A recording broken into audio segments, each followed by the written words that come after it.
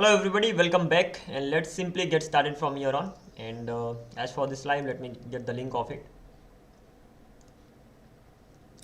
And hopefully, there are gonna be many features.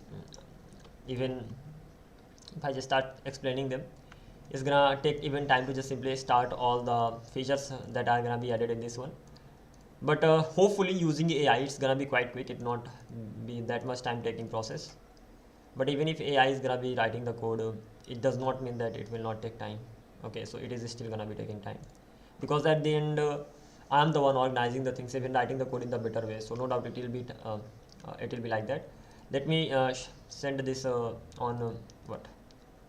Just a minute. Let me share the screen on in the WhatsApp group, and let's go ahead. Why is this not able to get this? Give me a second. It is just not able to load it, and I'll be back soon.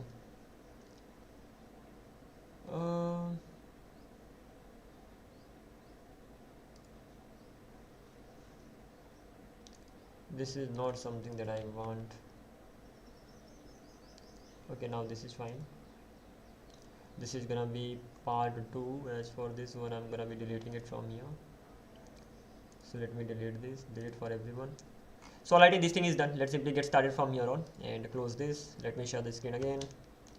Okay, and I was just simply sharing the link, and that's it, nothing else. And as for right now, we can just simply get started from here on. Should be fine. I hope I'm audible. And as for right now, okay, yeah. So we were here actually, and like this, we have to get many things done.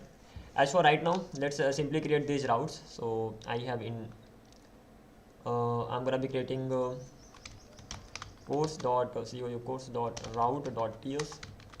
So this is one of them. I have to create many actually, so let's do one thing. ls cd src slash routes ls, and these are the ones that I already have here.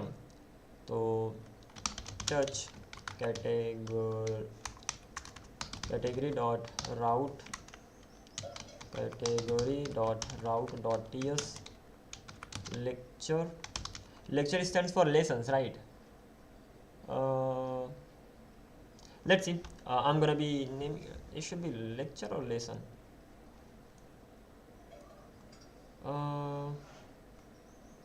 Admin notification. Let's go with the lecture for now. Later I will be even what lecture enrollments review card wishlist course. Whenever I click on the course, lecture means you are getting all the sections and all.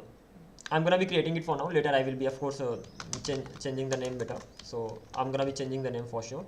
But for now, let's simply go ahead and after that enrollment.route.ts review.route.ts wishlist.route.ts payment.route.ts payment.route.ts कर तो लेंगे हम progress.route.ts certificate. Don't know how will I generate the certificate, but let's see. certificate.route.ts कुछ learning ही होगी और क्या.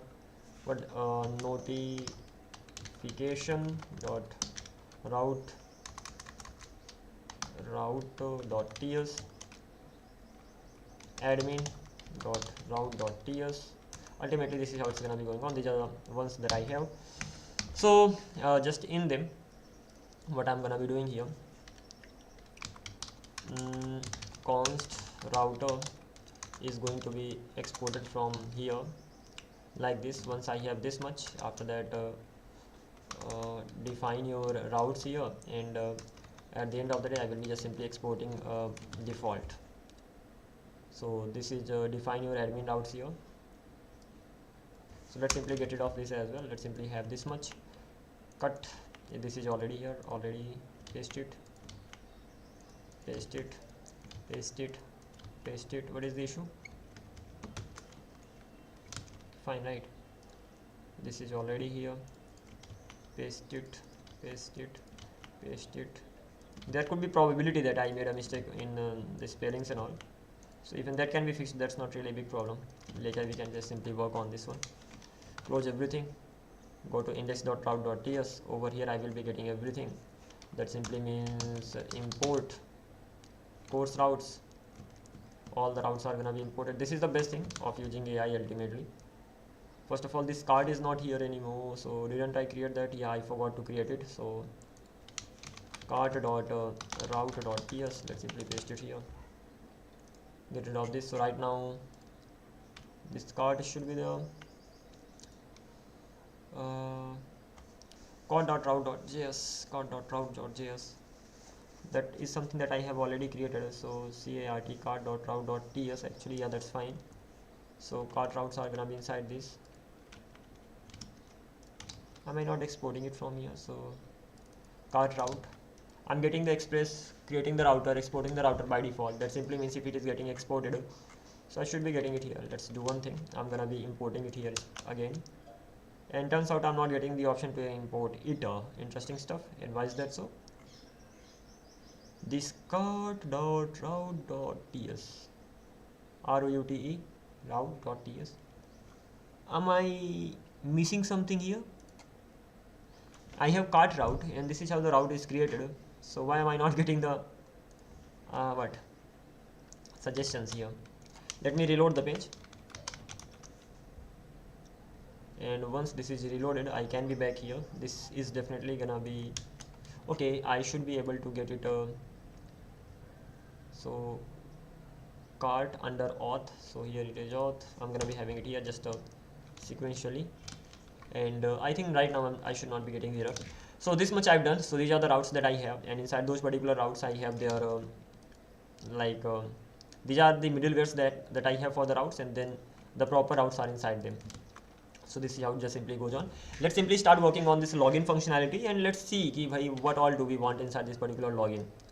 Before even login, I wanna have this register at the top. I want it to be at the top. Coming back to this one. So first of all, registration should happen. Before even that, I have to create a registration payload schema. So I'm gonna be just directly asking AI to just create it, creating it in the sense, let's simply copy the model. Again, AI is going to be responsible for creating everything. So what I'll do, I'll just simply copy the whole model, and what I'm just simply gonna, because I'm going to use Zod over here. So let's select a new one, new chat. Okay, coming back to this one, give it to this, create a Zod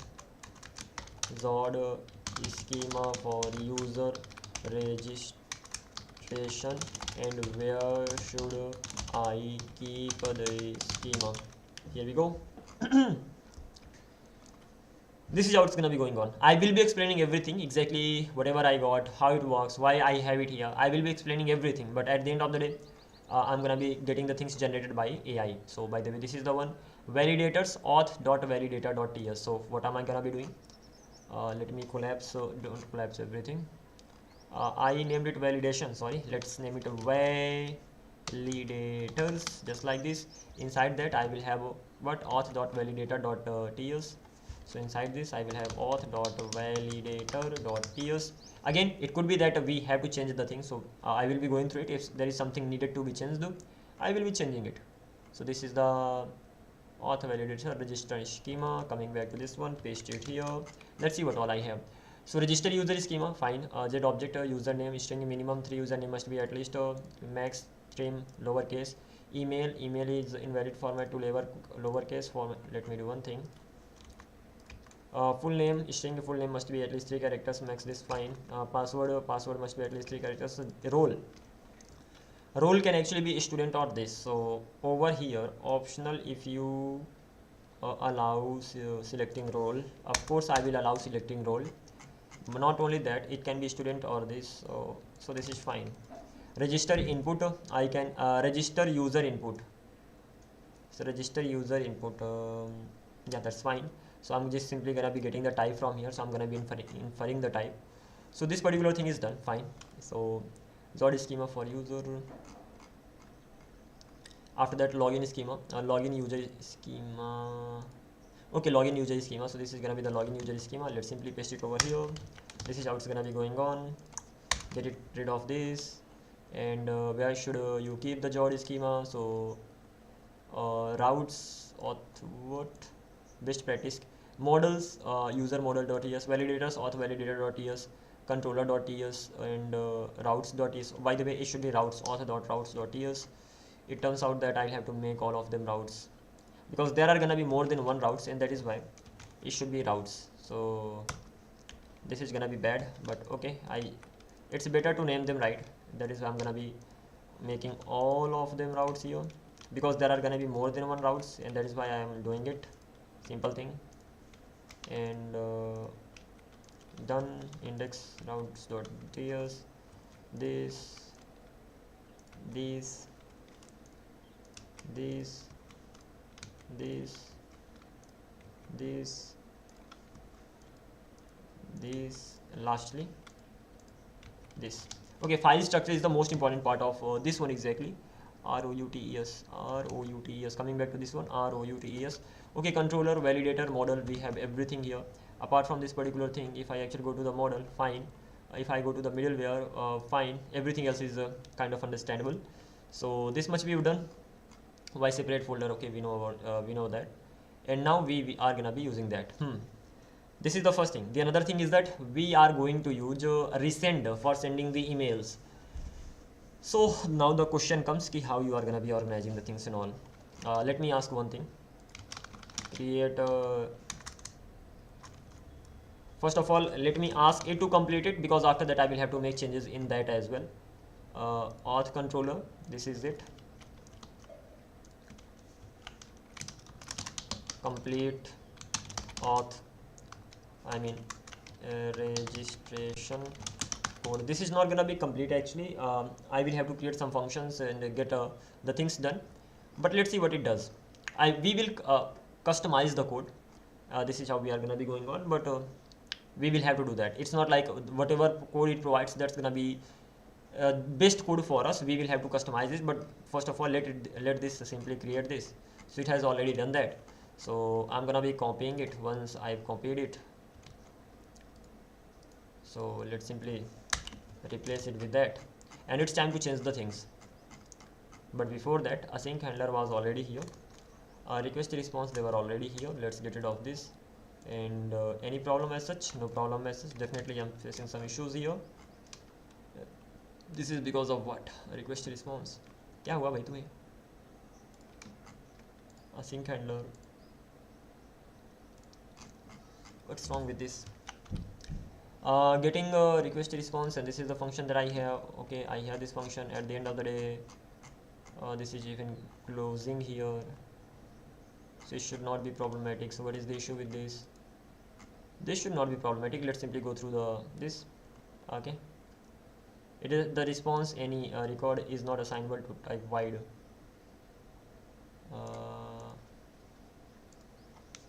Let me reload the page for a while.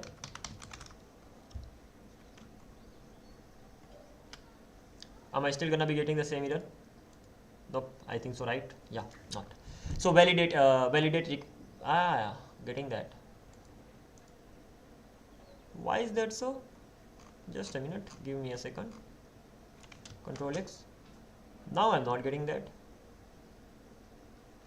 If I add this, I'm getting that. So there must be a piece of code that is because of that I'm getting this error. But let's go through the things.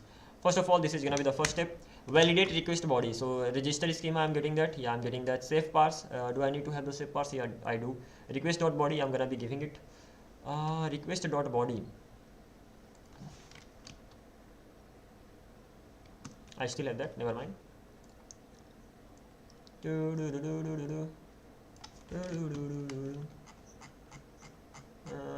Okay, this error goes away. So mainly because of this thing, I'm getting the error. The question is why is this request.body? Okay, let's comment this too. So because of, not because of this actually, because of something else. Sorry, got confused. So I'm getting a register schema, and does it need to be awaited? Safe parse, coming to this safe parse, data known. Does it return a promise? Nope, it does not return a promise. Great. So this much is done. If not pass success, then return. Well, this is not I'm gonna be going with. So what am I going to do? If that's not equals to success, throw new API error. Why are we creating the API errors then? This is how it's gonna be going on. 400 invalid pass zeros. Okay, let's go on like this. And apart from this particular thing, I will get the pass data, and let me make it result. So control D result dot data result dot success. I can go ahead like this as well. So username, email, mail, password and all fine. Check if user already exists. This is gonna be the second step. So how am I checking it? User find one, or I'm gonna be finding the user using the email. And yeah, amazing job, by the way. This is your what the hell, property errors does not exist on types odd error. Okay, so can I make it optional? Nope, I can't. Can I make it like this? Issues. Okay, issues. How can I forget that? Issues are 0.message.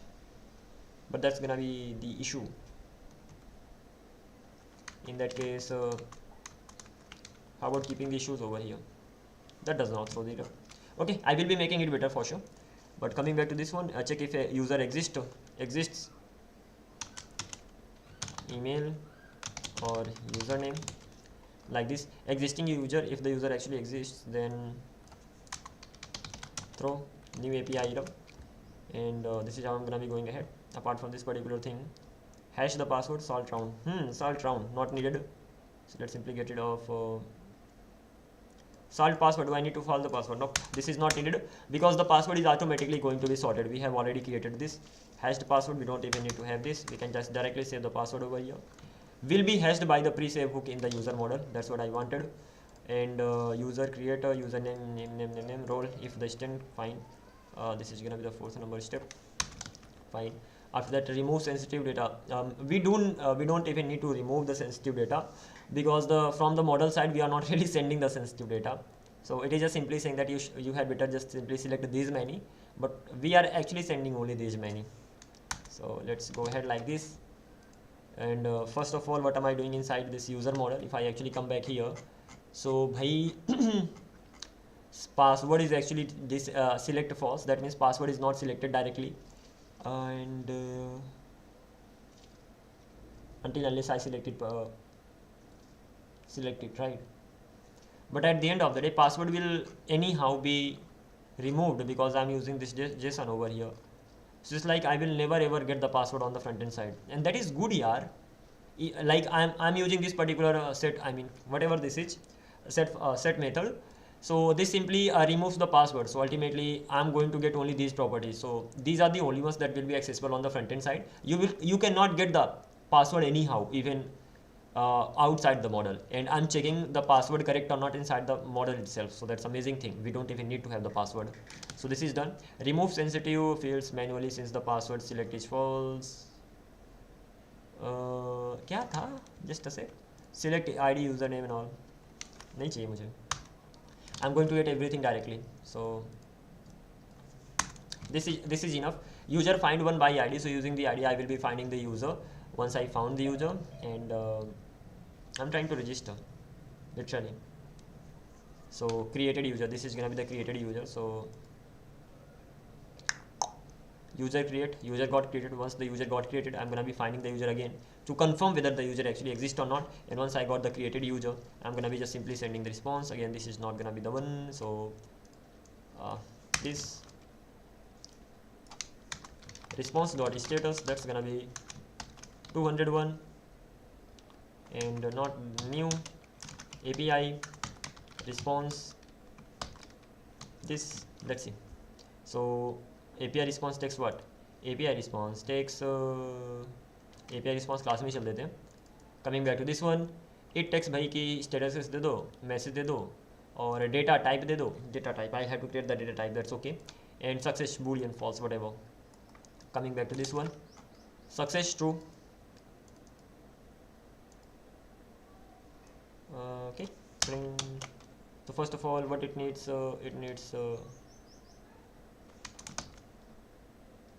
status code, that's gonna be 201, and message user registered successfully and created. So this is how I'm gonna be going ahead with the things.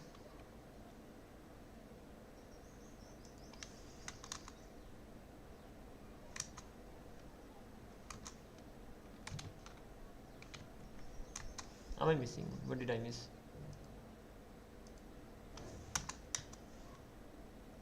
Why isn't it even giving me suggestions? Never mind whether it gives me suggestions or not. This is how it's gonna be going on. I'm definitely missing something. And what is that missing thing? That missing thing is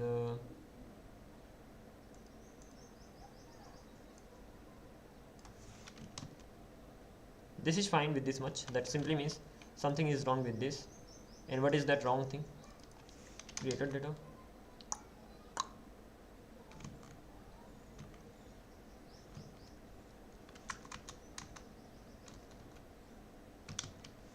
Okay, that's great right now. So ultimately send 201 API response status code message user registered successfully, and then I'm gonna be sending the data. I need to know the type of this data. So this is gonna be the data section. So if I go to API response, so I get my data over here. I need to know what is the type of the data and what is inside the data. That simply means I need to create the type on my own. So created user will contain what? Created user will contain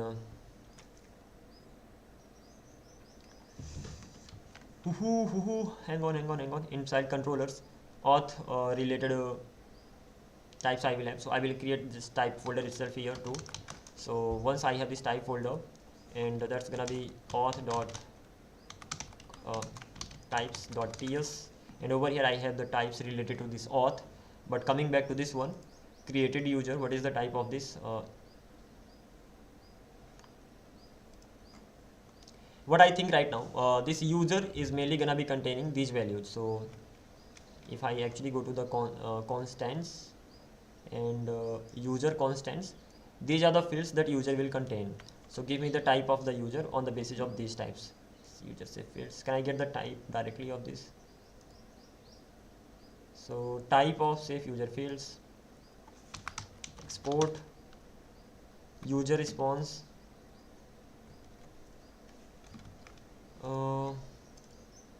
I'm not even going to pick. So import models user model user I user this not this one. This is the type section. Nope, I should not be exporting it from here anyway. This type is being exported. That's another case, safe user field and all. But usually should not be exported from here. So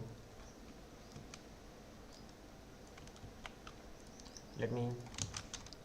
Can I get the type from this for use created user type? Yes, you can absolutely do that. Okay. Coming back to this one, because of as constant the type becomes read only. That simply means extract union of these. So in that case, type of safe user fields gonna be getting this. So export safe fields. Now the safe user fields become either this. Create a safe user type from iUser. So iInterface user is gonna be containing this. Then safe user fields. Wait, hang on. I can't wait. I have safe users. Yeah, I have this iUser already. Yeah. Now what I have to do, I have to just simply pick from the iUser the safe user fields. But for picking it, I need to have this field. So in that case, if I actually want to create the field user response, so register response mainly. So what can I do? I can go to the type, export interface user response. Is that so? User response or register user response?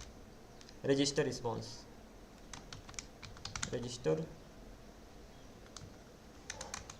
Register response. And this is how I can have many things, but this is not I want to go. This is not how I want to go. So how do I want to go with this? It's gonna be pretty simple, and that simple thing is by first of all make it type, and the another thing is that get rid of all these things from here. I'm gonna be picking the value. That simply means this, and this time I'm gonna be picking the value. Okay, pick. How do you want to pick? I wanna pick from अरे भाई रुक जा. I want to pick from interface user. It needs to be imported from where? कहाँ से रहा ये, dot dot models types, तो interface user is inside that. Okay, let's get it from there right now, and then save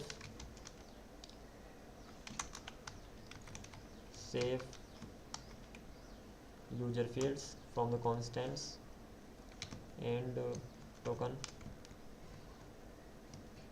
भाई रुक जाओ पहले मैं देख लूँ. तो save user fields, what does it contain? This is the one, save user fields. So ultimately it has id and all these things. Okay, fine. Once it has this much, so I'm gonna be picking these files. And token, why am I adding this token over here? Do I need to get the token? Token in the response, do I need to get the token? I don't think so. Why am I gonna be getting the token? This is fine for now. What is the problem with this? The problem is that id is not assignable to type key of user id. Okay, key of user id. This is the one, and user over here id is generated automatically, right? That's right. So can I have the id here too? Types of object id, then will it be problematic? Then it doesn't throw any error. So now it becomes fine. So it's better to just simply have the id over here as well, because at the end of the day the model, that simply means, let me ask the can I add the id here too? Can I add the id here too? Yes, you can add the id, but you should not add it directly to iUser interface. MongoDB already gives id in Mongoose. This that is the real primary key stored in MongoDB. What is the id? Then okay, fine. In that case, I'm mainly string version.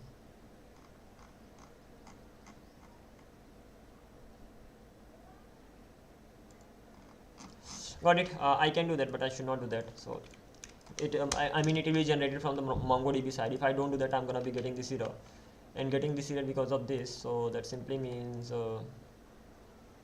id is not assignable to key of iUser, and that is right. It is not assignable to that. In that case, how can I get rid of this error?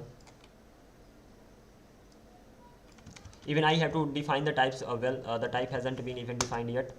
The iUser type is inside models. That should be the global type now. So TypeScript does not see id iUser. So why this happens? Even though you wrote this object id, most likely safe user is based on something like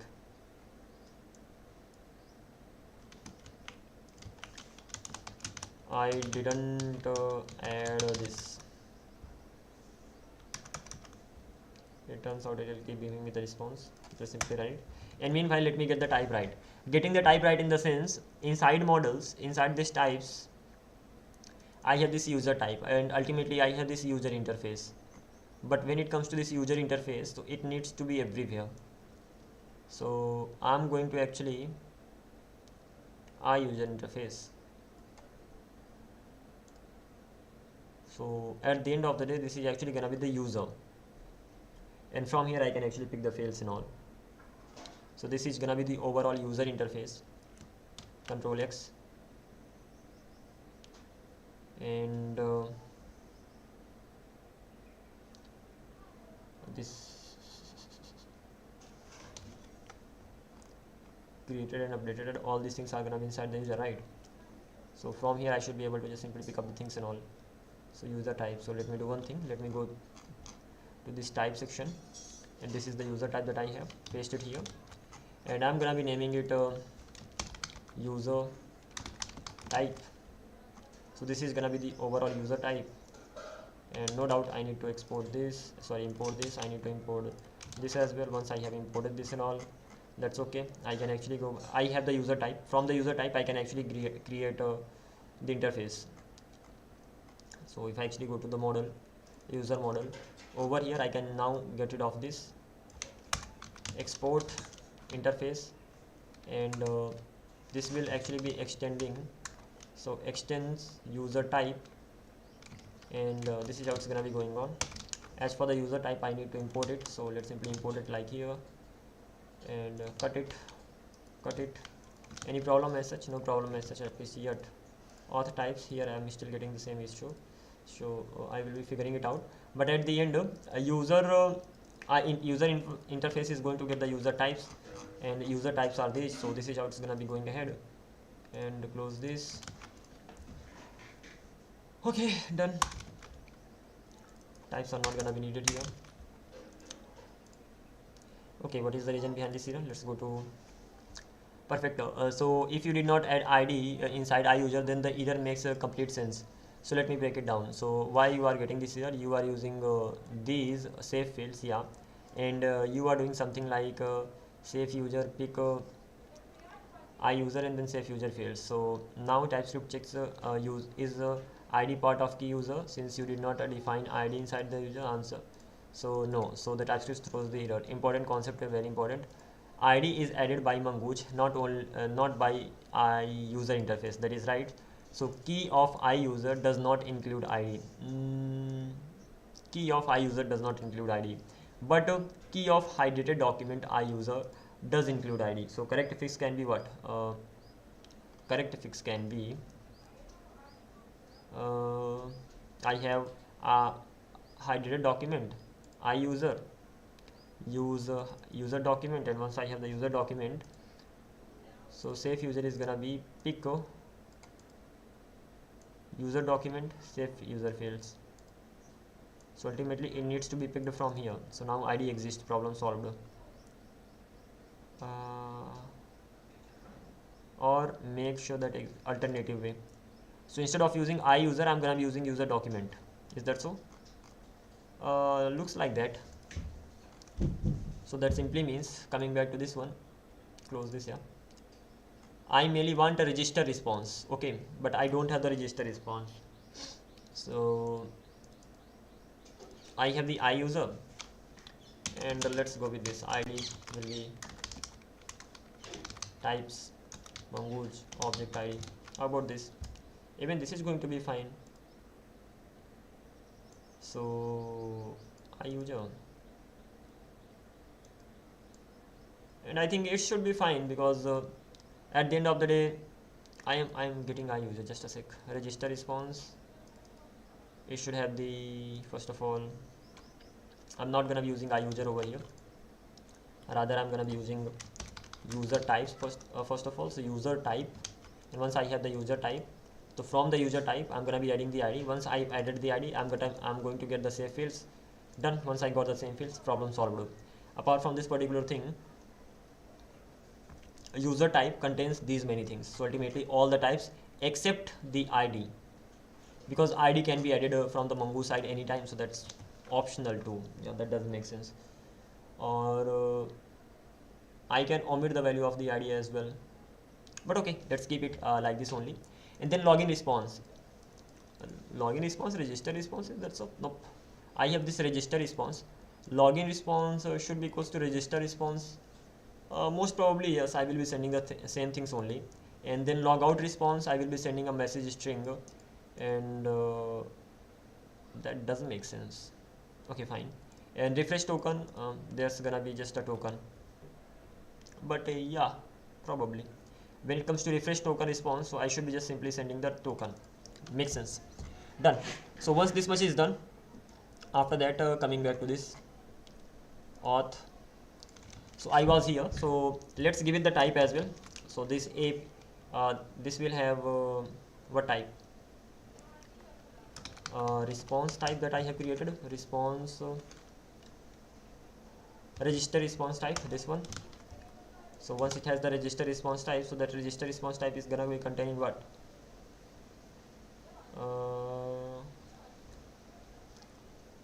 That should contain the user, and the user because I can,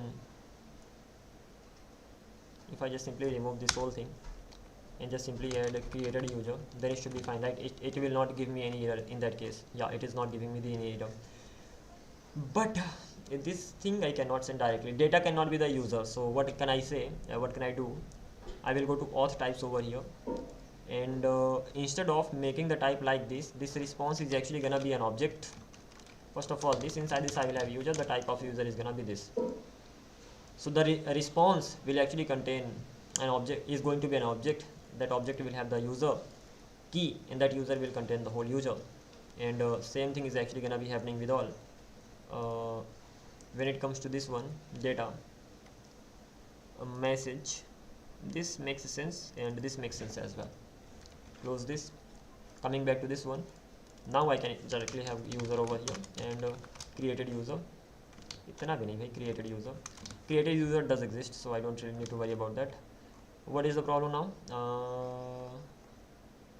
Null is not assignable to this. That simply means it could be that created user does not exist. In that case, if not created user, throw the new API failed to create the user and all. So this is how it's gonna be fine. This is not even done yet. As soon as the user is created, should the user be logged in, or a verification email will be sent? User will not be logged in directly. I can allow it as well. What should be the flow? The user signed up successfully, I mean user registered. After that an email will be sent. So now I have to even send the email for the verification purpose. Let's get that thing done. For this thing I will be using resend, resend.com. And the thing is that main reason behind using resend is that I will not have I will get the API keys and all from here directly, so it's gonna be good. Let's sign up with Google. I will be using any demo account in the sense probably this one audiobook, and from here I will be generating the key and all, because at the end of the day I have to make it public, right? And if I'm making it public, so let me use them only which I should not care about. So domains, I have coding the code site added here, so this is not the good Gmail to use. So let me do one thing, log out, sign in with Google. Which one should I use? Probably this one. There should be nothing. I'll have to log in for sure. What is the password? Don't remember that, but let me give it a try. Ho ja. Okay, that's done. I have to enter the OTP. Tring.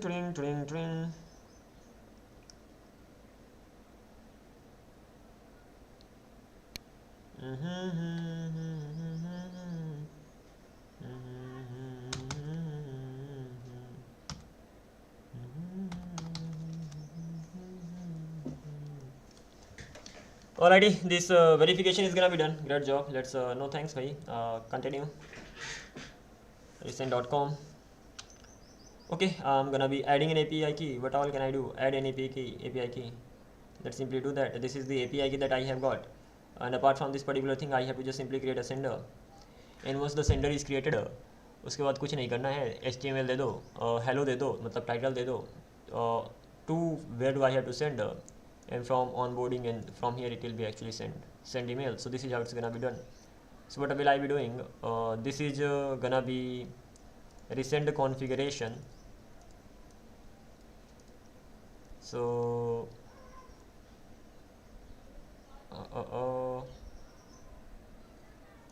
I'm gonna be asking ChatGPT where should I keep it, because I have the code, but what is the best place to keep this particular code?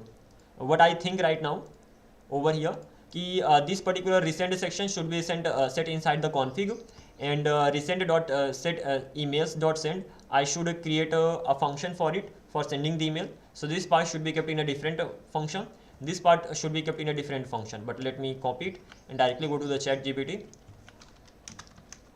Where to keep this code, and should I create a separate function for sending the emails, and keep in mind that I'll be using MailGen for creating email templates. And what is MailGen now?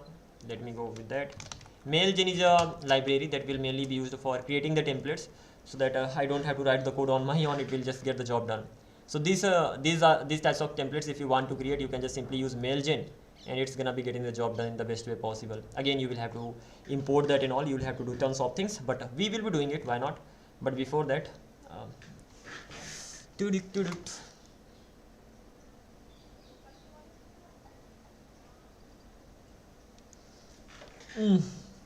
okay, let's continue. So what was I saying? अरे इधर था भाई मैं format करने में. तो this is the section going to the chat GPT. I will be using mailgen for creating the template. So let's see what it suggests, because the main goal is not to write the code, the main goal is to organize the code in the best way possible. So yes, you should create separate function for sending email. So first of all, I have controller service utilities, best practice to structure config resend.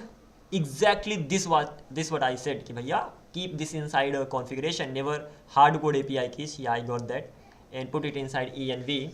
So this is done, and then create services. Inside services, email service.ts, and from the interface, okay, and mailgen, I will have to create a utility. Inside utilities, I will have to create mail templates.ts, and mailgen. Okay, just a sec. Theme, default, product name, your app name, your link. Ultimately these two things are gonna be there. Generate mail template, give it the body.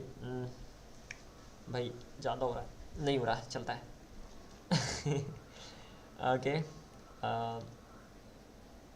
inside controller, HTML, generate email template, so it's going to be generated.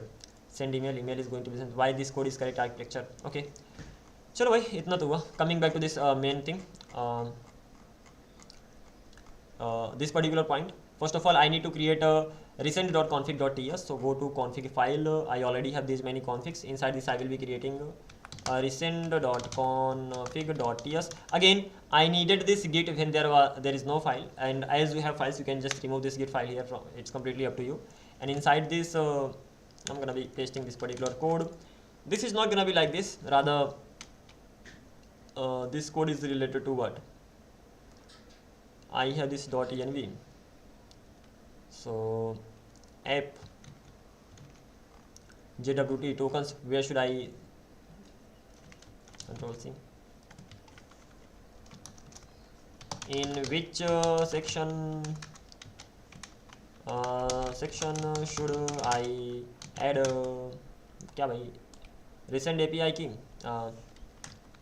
resend API की देखते हैं किस section में add करने के लिए कहता है. I have 3 to 4 sections over here. Tokens है, आई थिंक टोकन्स के अंदर जाएगा, बट नहीं जाएगा. आई थिंक API के लिए अलग से बनाना पड़ेगा की. So there should be an object called की, उसके अंदर फिर API की चली जाएगी. But let's see what how it goes. So correct can be you create a separate email section. Ayla.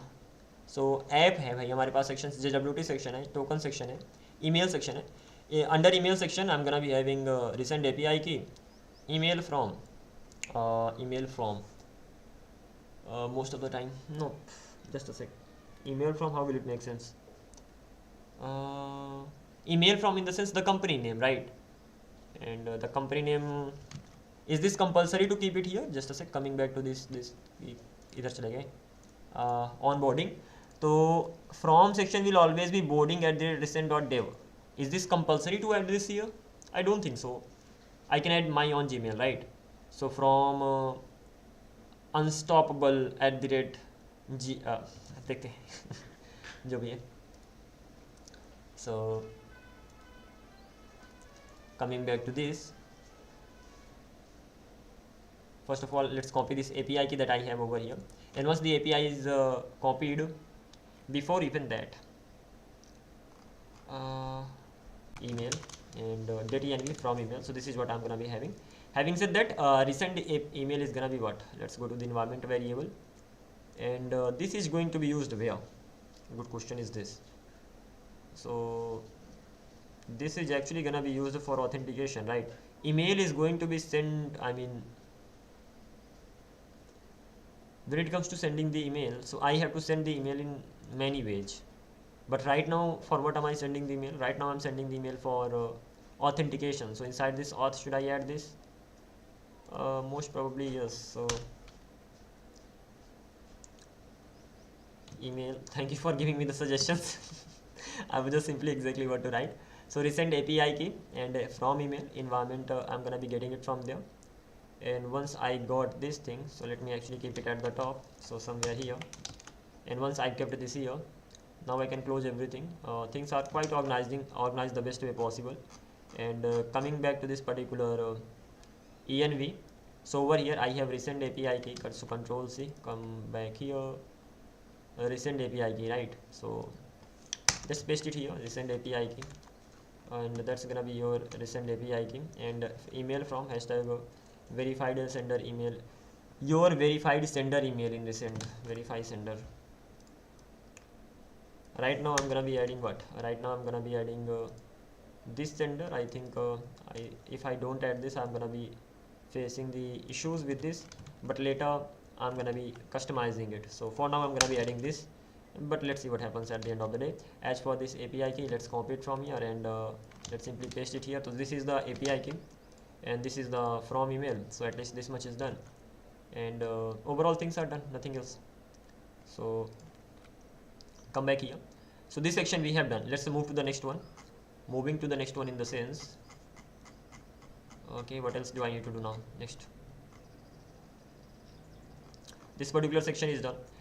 Email.service.ts. So I need to create a service.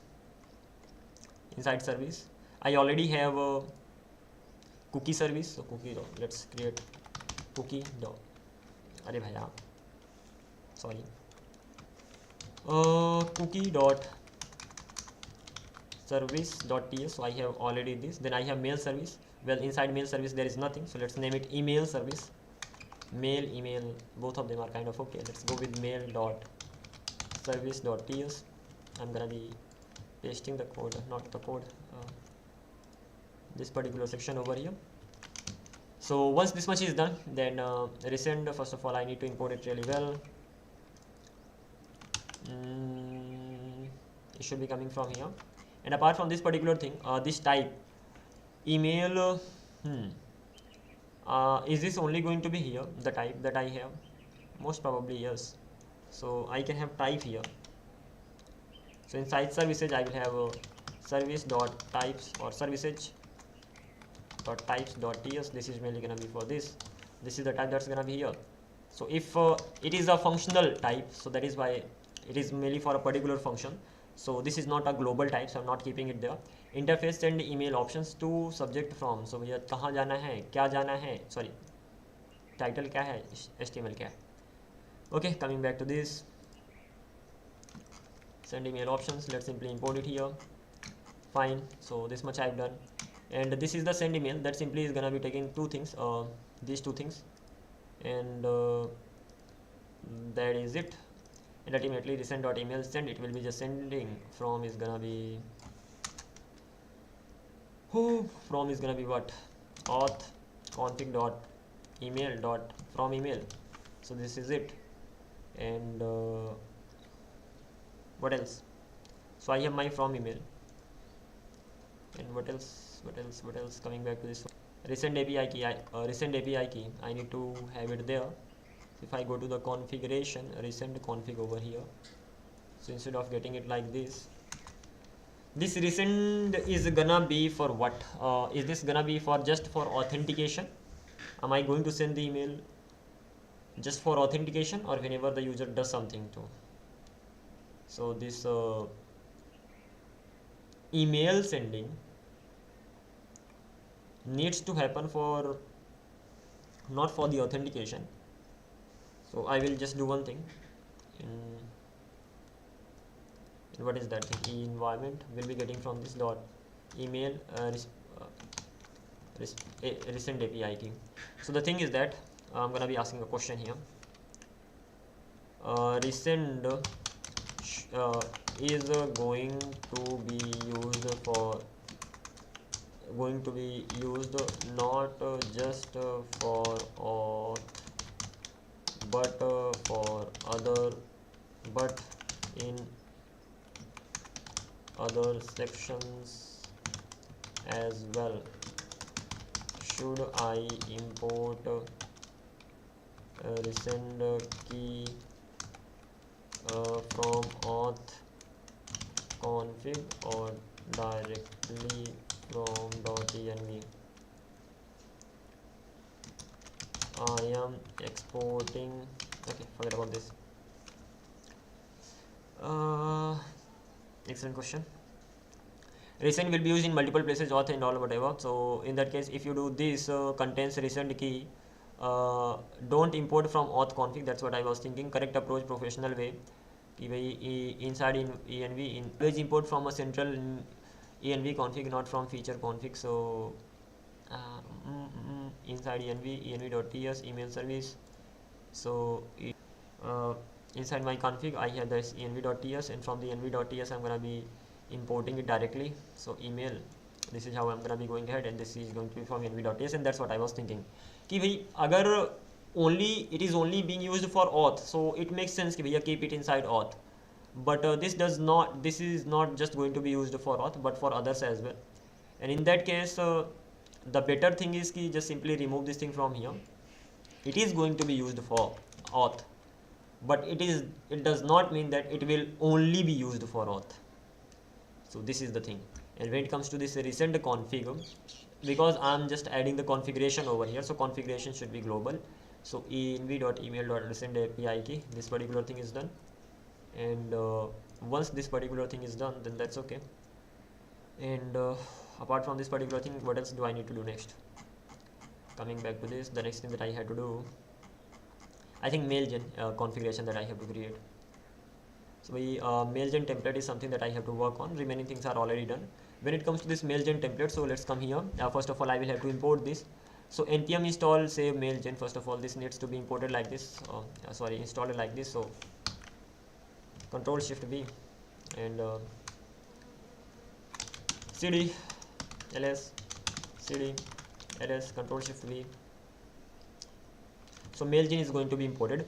Once mailgen is imported, then you need to have theme. That's gonna be default theme, and product name क्या है उसका, link क्या है उसकी, and that's it, done. उसके बाद क्या, once configure mailgen by setting theme and product info, fine, and after that email. Next, generate an email using the following code. So using this particular following code, I have to generate the email. So body, name, intro, action. Name क्या है, intro क्या है, action क्या है, instructions, button, colour क्या है, outro क्या है, and all. Then where email body is gonna be mail generator dot generate email. So it will take this email, it will generate the email body. Once I have the email body, even I can generate the email text. Amazing job. And once I have both of them, that's done. Whew. This is how it goes. Email body now contains HTML and email body now contains HTML body, and email text contains textual version. Yeah, that's right. It's up to you to send the email. Check out a node mailer to accomplish. Okay, fine. So ultimately, this is how it works. Great job.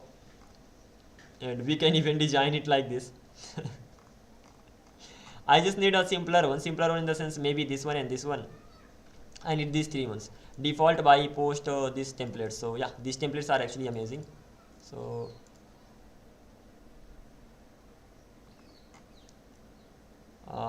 templates, bro, I have no idea exactly how to get the things from here, but never mind. So this is how I'm gonna be going ahead with the things, and let's see what exactly AI suggested just a while ago. Coming back to this one, so it first of all asked me to create email templates. So default product, your app name and link, your app link. Okay, after that a body is going to be generated. So mail generate body, email body भी generate कैसे होगी? I will have to give it the email body. So generate email template. For generating the email template, I will have to give it the email body. And when it comes to giving it the email body, that simply means I will have to set the configuration here. Ki name is Vipendra, intro is welcome to our app, and something like this. And then I can send it. So ultimately, I will have to generate the body every time. Yeah. Okay.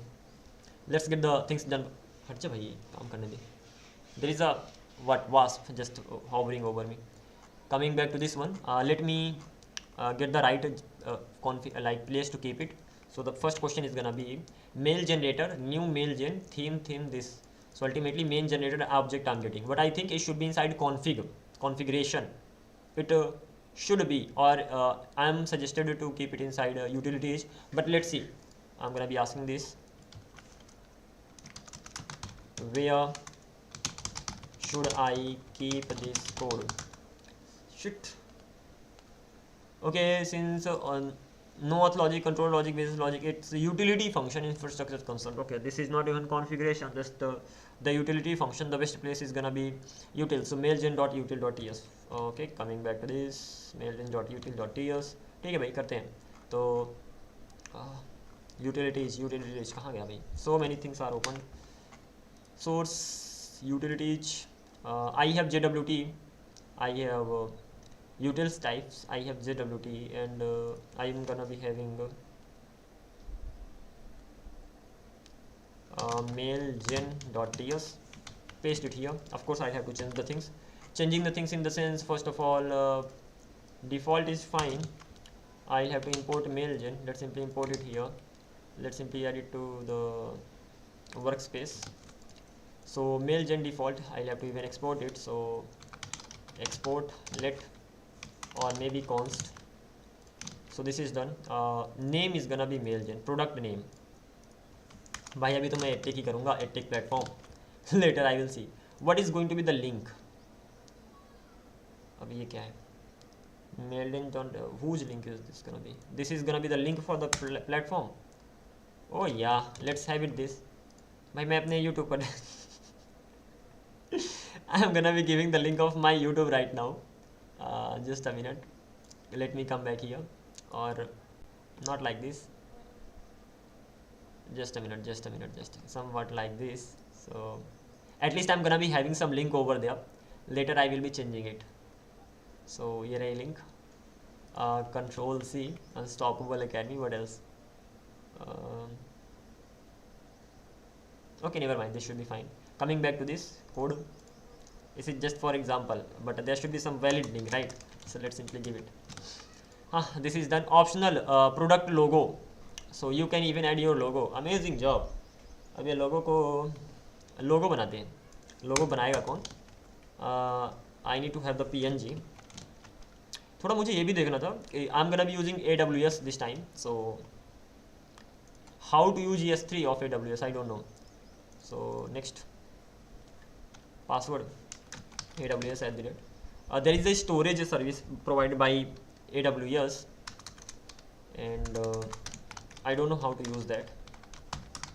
It's not like I cannot learn that. I can learn, but it will take time, and I hopefully I will be able to figure it out on the go right now. Let me enter the password, like the OTP here.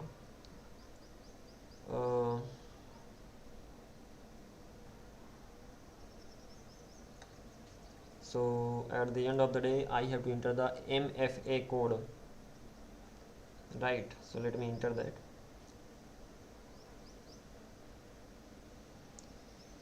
कैसे कर सकता हूँ? MFA code, authenticator app. Okay, let's enter the code right now, and that's gonna be this one. Enter. Hopefully it's gonna be fine. Unauthorized literally. भाई ऐसे कुछ थोड़ी होता है. Okay, I'm in.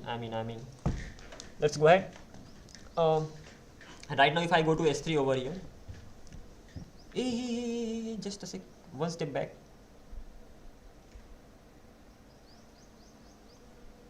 Okay, current month I used this much, that's fine. 124 days are remaining. My trial is going on. S3 पे आते हैं.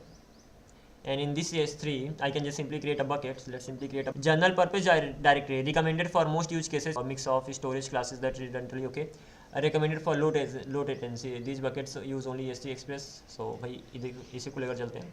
हाँ, name, bucket name, add tech app bucket. What a name. Edtech app bucket. Copy settings from existing optionals. Choose. Okay, object ownership, recommended control ownership. I'm never gone through this particular page, but I hope once the bucket is created I will get to know how to use this. Control ownership of return to this bucket from AWS and all. Okay, fine. After that, block all public access, block all public access to buckets granted through new access. Okay, fine. Bucket versioning. Okay, fine. I need to know about this bucket thing and all, but quickly I should be able to make it. Let's simply create the bucket. Let's see what happens. So this particular thing is done. I have this bucket. I know it, how it's used, but I know it a little bit. I should be able to just simply upload. Can I make a quick question? ChatGPT, get ready. How to use S3 service, because I wanna upload images over here. S3 service of AWS. To use S3 service, I will start explaining simple. What is Amazon S3?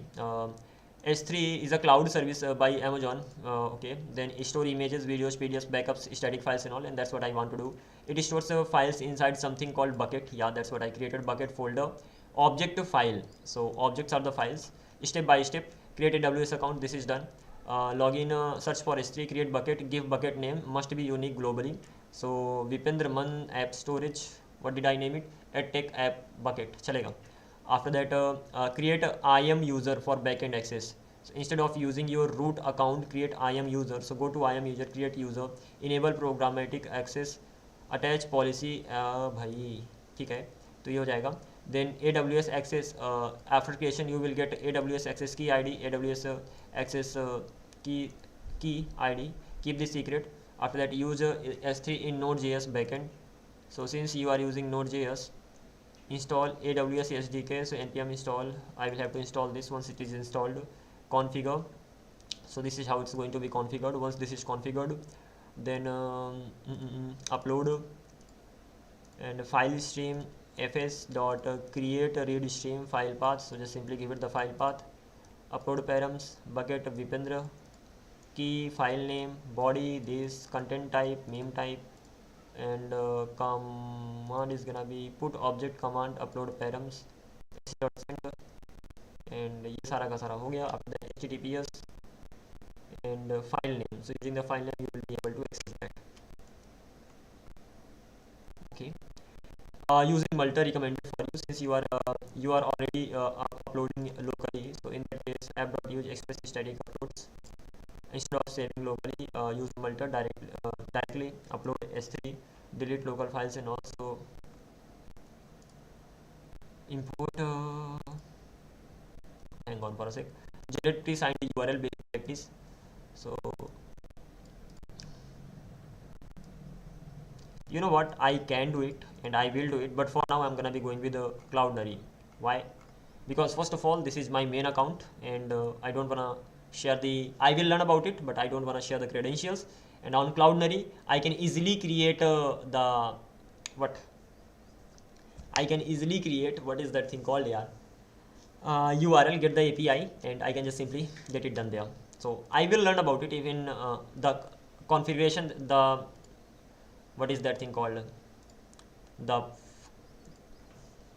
paths that I got over here, the steps that I got, even if I follow them, it's gonna be working fine. So it does make sense, but if I share the key over here publicly, that I don't know that's gonna be the best thing, and that is why I'm gonna be going with this. Coming back to this one, if I just open Cloudinary over here, Cloudinary is another platform, Cloudinary, and I'm gonna be using my temp Gmail. So get started, continue with Google, and this is the Gmail that I used for resend. The same Gmail I'm gonna be using for this as well. So from here I will get the URL and all. Okay, that's fine. Coming back to the main point, where did I get stuck? This logo, right? So I should be getting the logo from the Cloudinary. Let me get the logo too. कुछ भी select कर लो. I mean work, backend developer, health. चलता है भाई. who cares. Note तो ही लेते हैं. ओ सारे ही सिलेक्ट कर दिया. It just goes on like this. By the way, I have to come here, and from here I can just simply install the Cloudnary. Cloudnary even just straightforward way, and but I want to have my logo here, so let me upload the logo directly. So I can come back here and media library. So inside this I will create a folder, and inside a folder, this is the sample folder that I have. Let me not open a folder. Can I create one more folder inside this? Yeah, add it.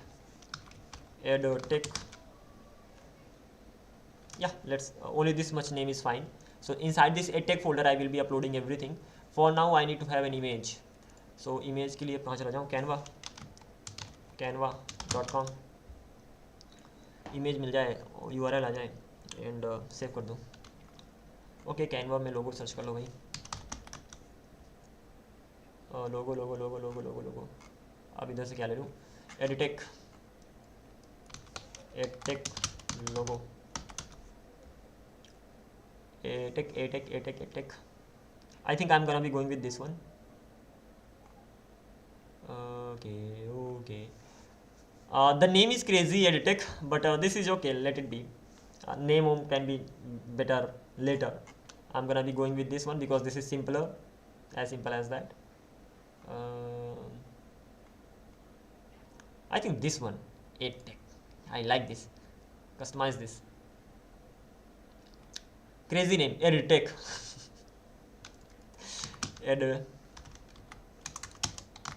Tech. Technology, forget about this. Tech. Let me make this bigger.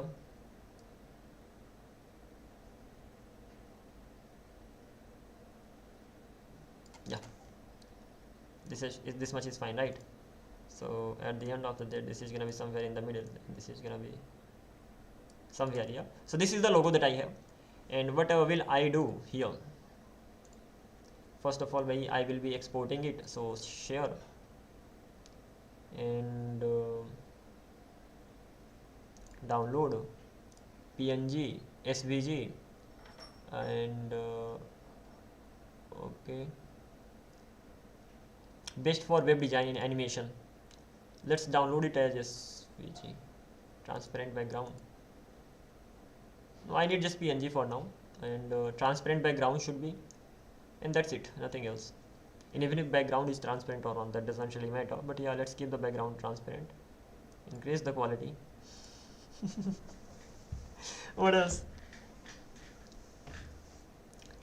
Okay, once this is downloaded, I will be saving it on Cloudnary. So this I have this here. Download era logo. Once I have this, I don't know, but let's check this thing out. I'm gonna be downloading one more with the logo, with the background, and on the basis of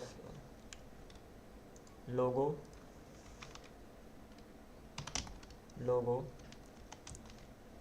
no BG, and this is gonna be logo with BG. So these are the two ones that I have over here. Coming back to this one, if I go to Cloudnary over here, I click on upload, click on browse, select the two ones, select, open them here. वो तो जाना चाहिए. I think I can select only one at a time.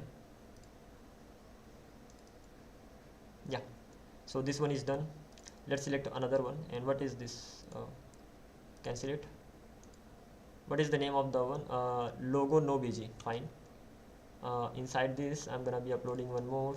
So upload, browse with BG. One more is going to be uploaded here. So ultimately I have both of them, and this time I'm gonna be going with this. Let's see what's gonna happen later. And for this thing, what is this? Copy URL. If I just simply paste it here, so here we go. We have our logo, and we have the URL for the logo as well. Coming back to this, I'm gonna be giving it the URL here of this logo. So we have this as well. So, and edtech platform, this done. What else?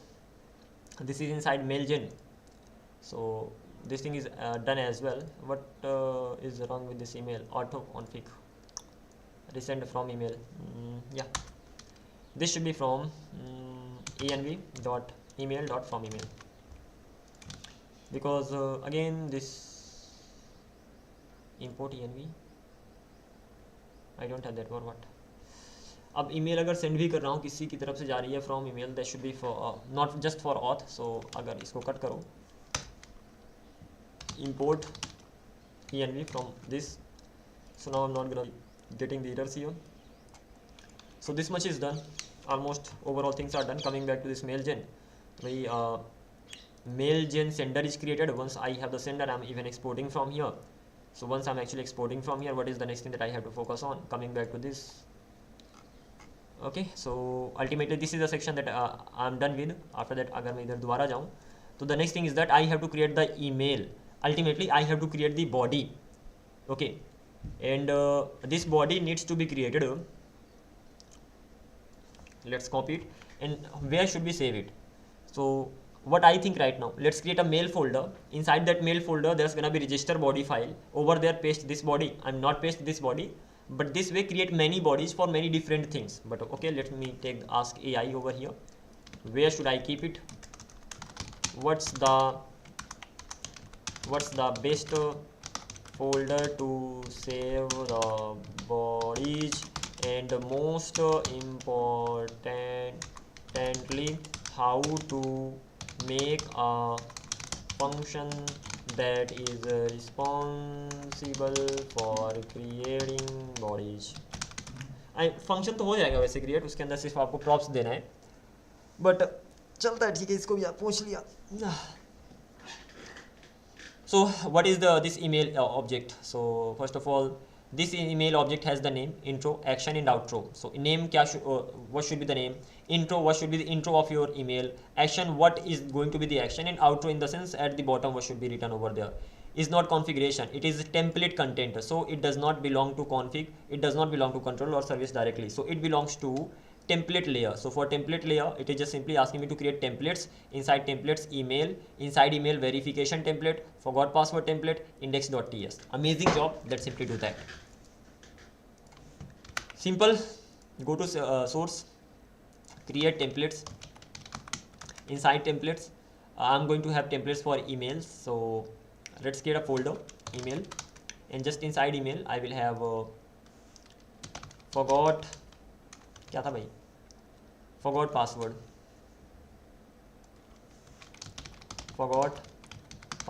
dot template dot ts. This is the first one. What is the next thing? Next thing is that verification template. Mainly we will have two templates right now, later we will have many. Verification dot template dot ts. So this is the thing done. Lastly I will have index dot ts. What is the use of this? Index dot ts will be exporting everything. So you have to just come to this email, and everything will be exported from the index.ts. Coming back to this one, so mailgen.ts, from mailgen.ts you will have to export this, so it will just simply get the content. On the basis of the content it will generate that. So content in the sense it will get the body, so it will get the email. Coming back to this one, this is the email, and mailgen generated an email. I give it the email and that's it. So ultimately kind of the content, so it does make sense. So what will I be doing here? Come back here, copy this function as well, and I hope that is already there. So if I go to the utility, and inside utility if I go to the mailgen, over here I'm gonna be keeping it this as well. So generate HTML. So I should have two things now. Just a minute, let me go to the website of this mailgen, not website actually, npm over here. How do we do that? First of all, bro, get the content. Okay, got the content. After that, mailgen generate this generator, mailgen generate plain text HTML, plain text. So both the things are gonna be working, right? So in that case, I'm gonna be doing one thing. इधर आजा भाई, copy it, paste it, generate HTML, generate text, generate plain text, done. So I'm getting my content, so mailgen dot content, this is the type of that. So content is gonna be equals to the mailgen content, that is okay. And generate HTML will be responsible for generating the HTML. Generate text will be responsible for, coming back to what? Coming back to this. Generate text will be responsible for generating the text, and once that is done, I will have both. Once I have them, I can close this, and I'm supposed to be doing something else now. So this much is already done. Create body, generate a function. So templates email, a verification email template. So this is how the template is gonna be looking like. I'm gonna be copying everything. I will edit the template if that doesn't look good. अरे भाई इधर नहीं करना था. Control X. This is gonna be the forgot password template if I'm not wrong. Is that so? Verification template. How bad. This is the verification template. Again, design, we will check design. Forget about that. I will check that exactly how the things look like. Use it inside the email service. Of course, I can directly use it inside email service. Give me body for forgot password template. इतना समय किसके पास है? So it's gonna be generated. We will make the things, we will customize it. It's not like we will not do anything. We will do that. Just wait for a second. Wait and watch exactly what's gonna happen. But before that, this is where I'm gonna be going with the things. And what should I have inside? मुझे पता है फिर भी पूछ रहा inside index.ts. But confirm करते हैं वही कि नहीं है. So I should have all the exports from here. Like I should be getting all the imports and then exporting them. So re-export all the email template creators, and that's what I was saying. First of all, import all of them, and then they are gonna be exported from here. So that's it. So copy it. Later I will be just importing everything from here. Having said that, this should be .js. Done. तो अब क्या करना है? Let's check this thing out कि दिखता कैसे है. So this is a forgot password template. Again, I have the interface over here, and for the interface inside the email dot types dot ts, all the email related types are gonna be inside this, and first one is gonna be this type. Cut it, paste inside this. Again, there are two types of types in my case. I have functional types that are specifically related to a function, and I have global types that are globally being used. And on the basis of that thing, I'm just simply formatting the stuff. Cut, paste. So forgot password template should be taking the name, should be taking the link. Okay, coming back to this forgot password. Let me.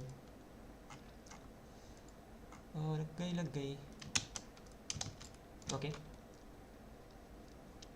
So what am I doing here? First of all, create forgot password body. I'm just giving it the name. Ki bhaiya, this is the name. This is the link. Name link. How does it work in that way? So name. Does it need to have a name? Coming back to this one. What kind of name it needs to have? So name John Appleseed. So whose name is this gonna be? Welcome to MailGen. So this name is gonna be of the person, right? So to whom I'm sending. So ultimately I have to send the name of the person over here. Got it? Reset link, because yeah, click on the link. Intro. Fine, got it. Understood. So what am I gonna be doing here? We received a request to reset your password. If you made this request, click the button below to reset it. Understandable. Action. What is the action? Instructions. Click the button below to reset your password. Button is gonna be red color. Reset password. Reset link I'm gonna be providing here. And I think the same thing is mentioned here. Provide the name, intro, welcome to MailGen, we are happy to see blah blah. Action, instruction, this is going to be the instruction. Button, you can just add the button over here. And outro, you can just simply add the outro. So we are just simply going with the documentation only, even if taking the help of ChatGPT. But at the end of the day, things are matching the documentation. That simply means next time onwards, we can directly come here and we can use that. By the way, outro, if you did not request a password reset, you can safely ignore this email. This link will expire shortly for security reasons. That's great. So this much is done. So ultimately template is going to be created. So this is the first template that we have. Coming back to again the type, I am not satisfied with this. Forgot password template parameters. Yeah, chalega वैसे इतना understandable. It just simply returns the content. Got it. Happy with that. Okay, this thing is done, and it's time to go to the this one. Let's simply import it. So this particular section is done. Oh, sorry, Control B. So name, create a verification body. So verification body in the sense name, verification link, then name, welcome to our platform, we are excited to have you, and please verify your account by clicking the button, verify verification link, and that's it. Okay, what is the issue? This should be fine as well. I think I could use some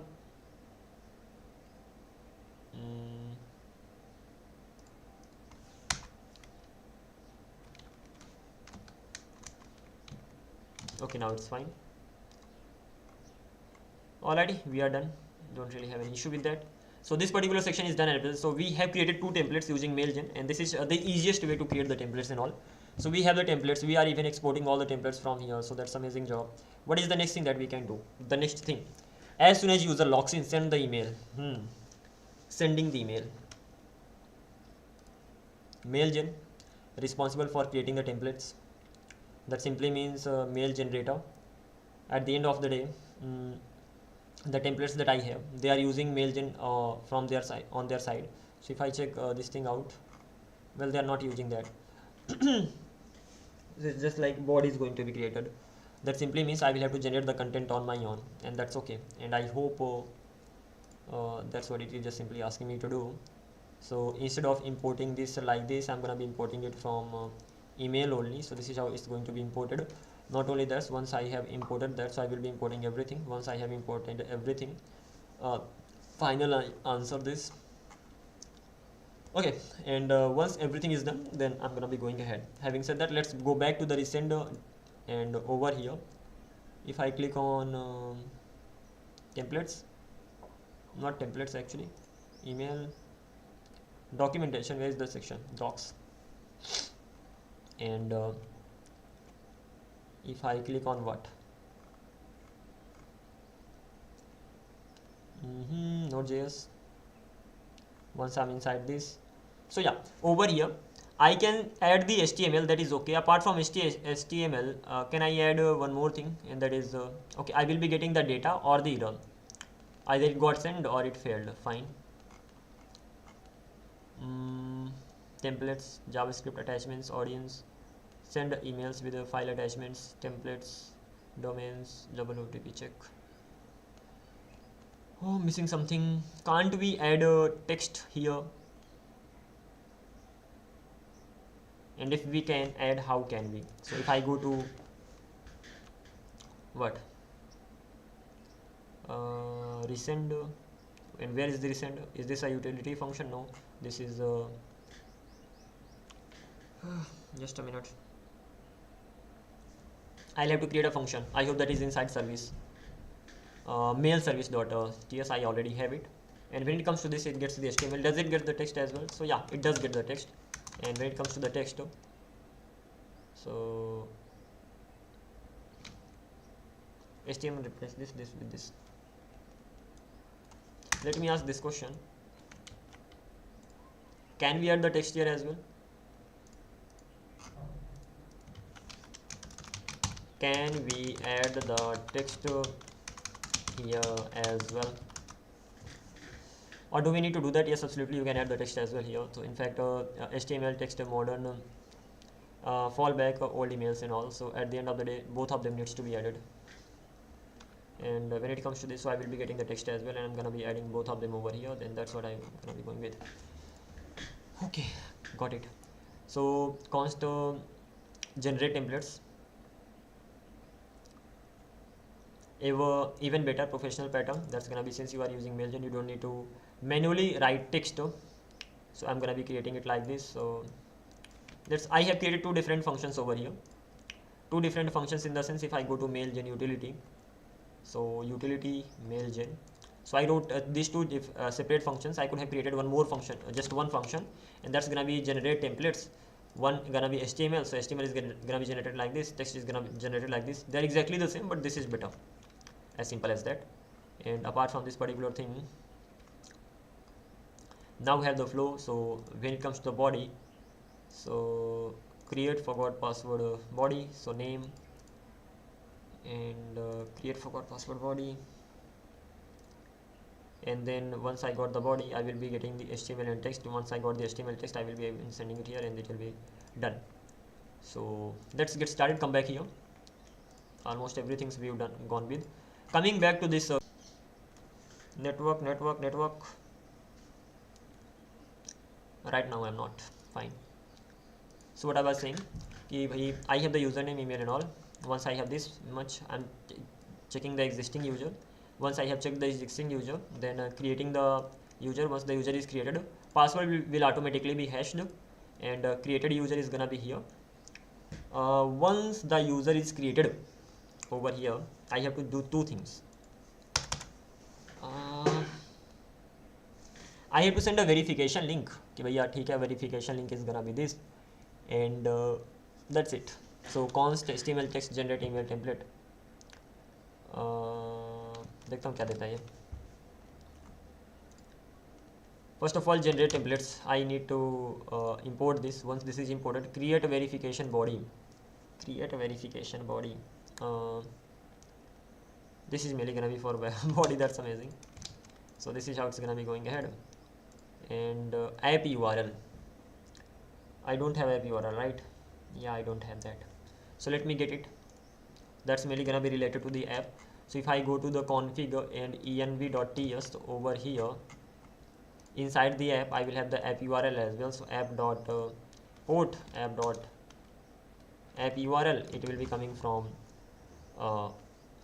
environment variables, and I need to have the app URL in the sense the URL of the backend. So I can come back here inside the environment variables, and I have this port base URL. I have this. Let's name it app URL, base URL.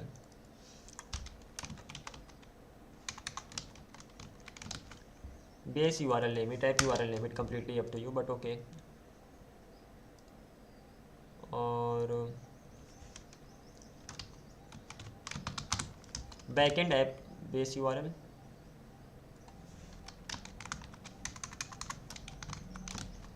I will have backend base URL, I will have frontend base URL. How about this? So I have the port number, backend base URL. It makes more sense. Backend base URL. This is gonna be the base URL. And I will have frontend base URL. Let me ask which name is better, backend base URL versus app URL. Which one is better?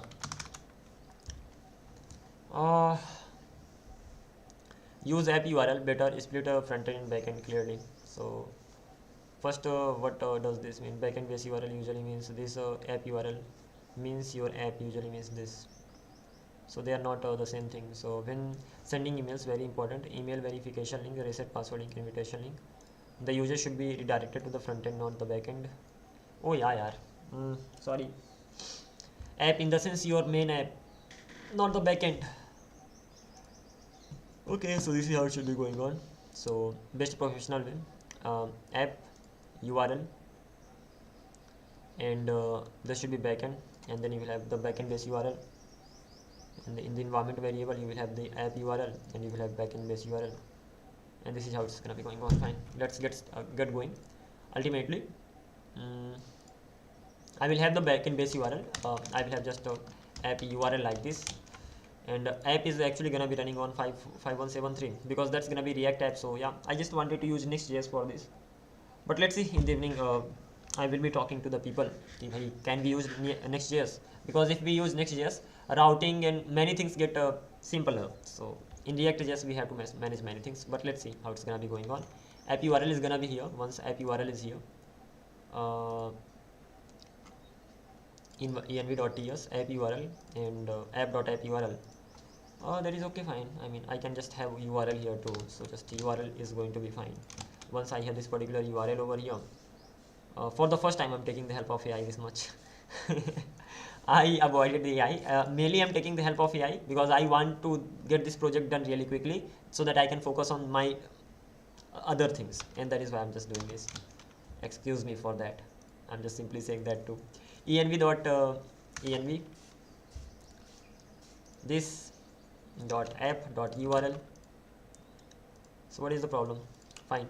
So what am I actually doing? Generate templates, create verification body. So let me have it separately. Verification body, create verification body, इसके अंदर ये सारा का सारा डाल दो. So create verification body, it will have the name. So what have I done? I kuch karo.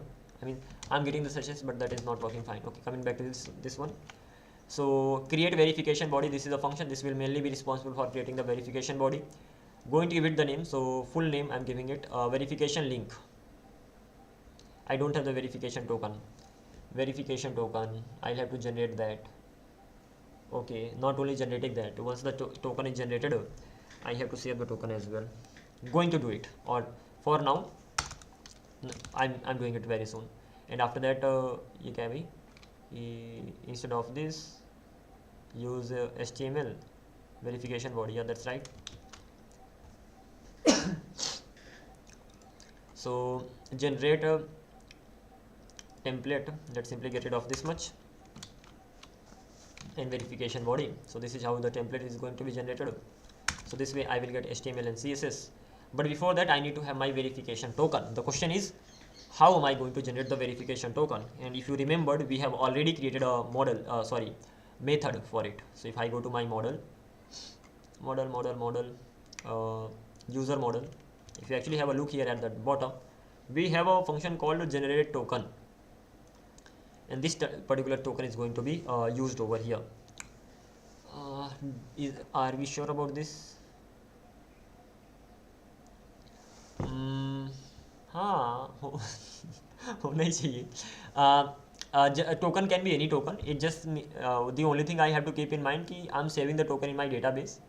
That is the first thing, and that's it. So got it. Let's simply get the token. So what can I do? Just here at the top, const, and this created user dot generate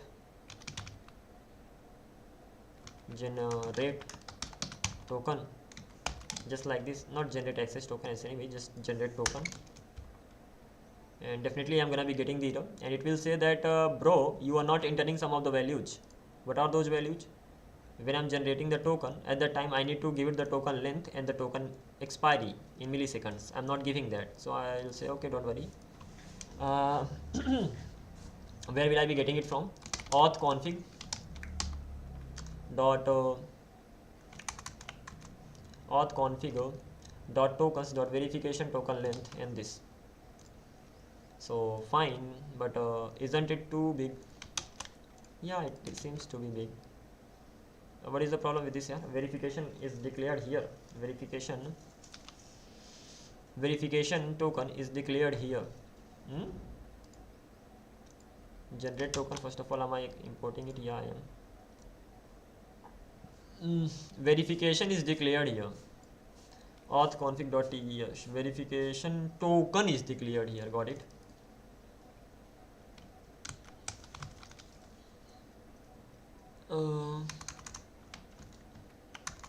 Config.verification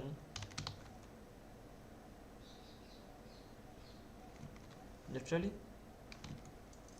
is this how it's gonna be? पहले मैं जाकर देख लेता कि auth config, after that you have to go to tokens, after that you have to go to verification token. Bro, tokens dot verification token, and then this verification, and after that length, after that expires in milliseconds. So this is how it's gonna be going on. Done. दोबारा जाकर देखना पड़ेगा. Expires in milliseconds. I have the length, so this should be fine. So yeah, this is fine. What is the problem? It is saying that generate token does not exist on document. Generate token does not exist on document unknown I user default user omit. Okay, turns out I'll have to give it the type. Created user I have. Oh, document type related issue. Going back to the model again. Just gonna be getting some a break after a while. The main problem is this. Collapse this. I have this I user, but this I user actually needs to be a document that contains everything. So in that case,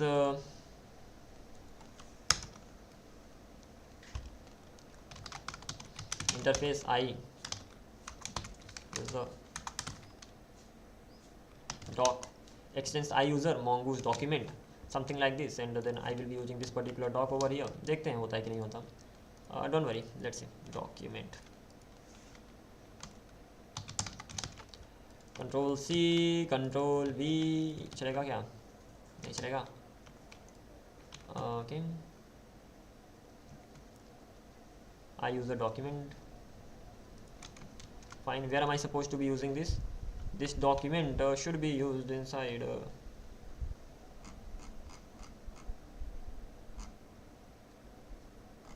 Use कहाँ करना है? I created it. That is fine.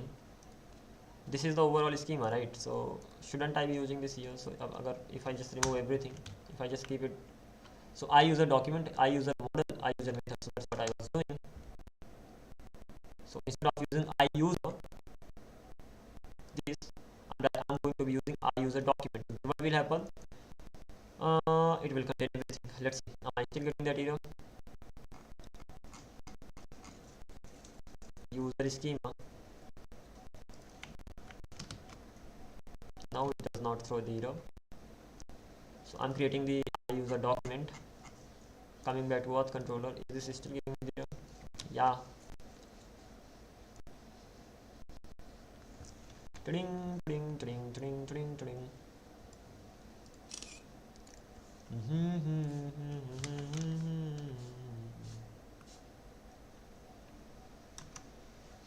Let's give it this. I'm gonna be giving it my model as well. The thing is that this is the type related issue, so somehow I have to just make my typing types better. So I'm just missing a type. Like this is definitely related to this document, but I'm missing exactly what could be else. But let me do one thing. I had a I user initially, so I'm gonna be going with this, and let's see what the AI is gonna be changing regarding this. So this error in Mongoose TypeScript typing issues, the message says property generate token does not exist on type document. So the TypeScript does not recognize the type. Okay, fine. So I user methods generate. I missed one thing. I had the methods, but I'm not giving it the proper types here, and because of that thing, it does not know exactly. I'm giving it, yeah. Expires in milliseconds. Let me check exactly, am I actually doing it the right way or not. So coming back to this, I have token length, I have token expiry. Okay, and I'm supposed to be sending these things there. Token length is gonna be number, token expiry is gonna be number. Coming back to this thing, the first thing is the token length, second one is gonna be the token expiry. That is fine, but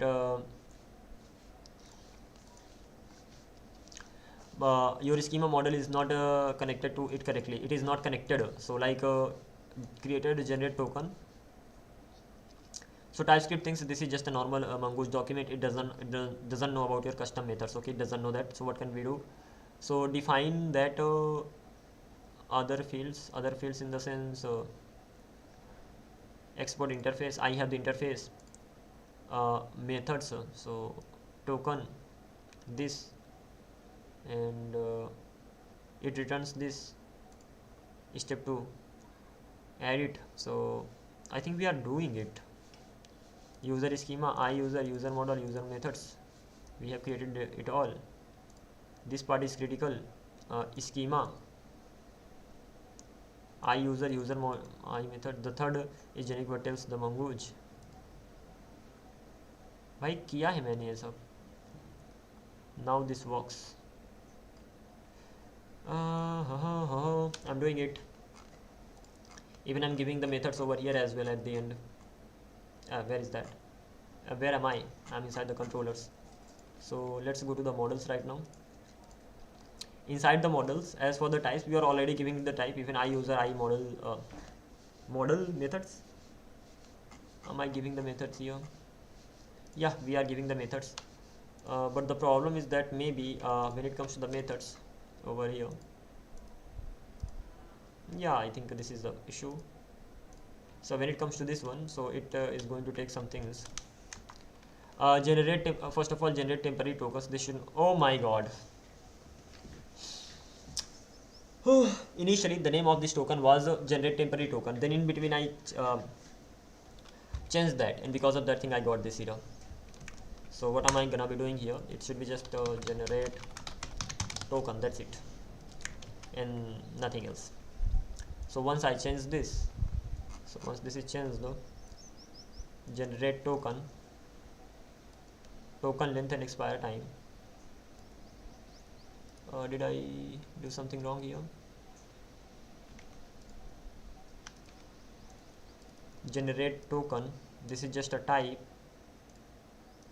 token length, token expiry, unhashed, hashed, and token. These are the things that are going to be returned, and this is a function that will be returning these things. So it is fine. IUser methods, and using IUser methods I'm creating the document, and using the document I'm even creating the IUser model. So even inside this IUser model I'm not using this, so let's simply get rid of this right now. So this is how it's gonna be going ahead. Coming back to this one, what is the issue with this? Type date is not assignable to type number. Type date is not assignable to type number. Expire time is gonna be type date. So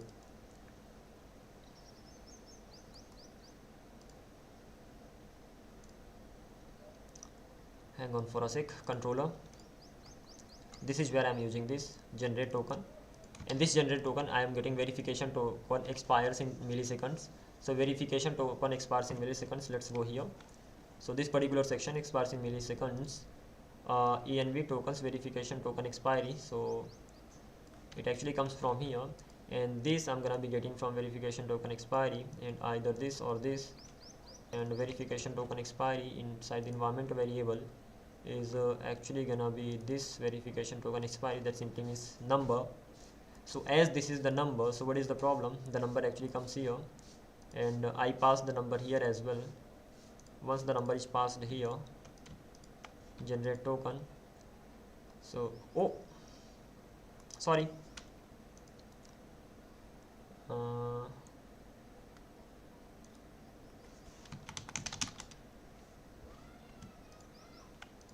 okay, this is just the type. So this is the method that's being exported. Going back to this one,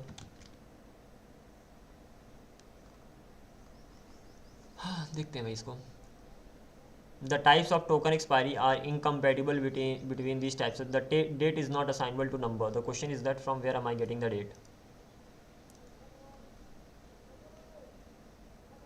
Okay, expiry, the date that I'm actually returning from here. That's the problematic thing. So in that case, let's go here. The token expiry is actually gonna be date. Fine. होना तो चाहिए model. Yeah, now happy. Oh तेरी. So ultimately this is working right now, including this too. So there is no problem in the model side. In auth controller, चलो भाई इधर से कोई error नहीं है. And once I am done with this much, so I will be getting unhashed token. I will be getting the hashed token. I will be getting token expiry. So these are the things that I will be getting. Once I got those many things, so only I will the thing that I will be using here, that's going to be the hashed token. For the extra security purpose and all, it doesn't really matter. Even you can use unhash the token directly. If you use unhash, you won't even to hash it again to check. So that is the benefit of that. By the way, I'm gonna be going with this hashed version of it, and later I will actually have to create another one. So if I go to my model, what I have generate token, and then I will have another function. I'll user schema methods dot methods. इतना भी नहीं भाई.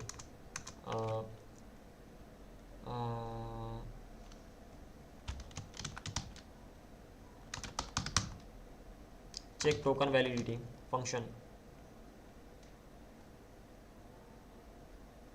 Token आएगा, hash token field आएगा, expiry time. अरे भाई ऐसे नहीं, नॉट दिस वे. लेकिन देखते हैं what all it returns at the end of the day. Mainly send the token and hash the token, the token that I get, and hash the token field, email verification token और forgot password token. दोनों में से कोई आ सकता है, या obviously दोनों में से कोई आ सकता है. And hash the token field. Do I really need to have the field when it comes to checking the token? So yeah, that gets important, because this is the function that will be used for email verification as well as forgot password. So I need to have the token field name, hash the token field, and expire field. That's gonna be email to verification expiry, and this it could be any one of these. And what am I doing here? Wait, क्या होगा? You click on the link, you will get the link. Once you get the link, now you have to link in the sense you will get the token. Now you have to check ki you have to match the token to the token that is saved in the database. Okay, so you have to match the token that you got from the client side with the token that is saved in the database. So this is the job that's gonna be. अब ये कैसे use होगा वो तो हम देखते हैं. What are we trying to accomplish over here? कि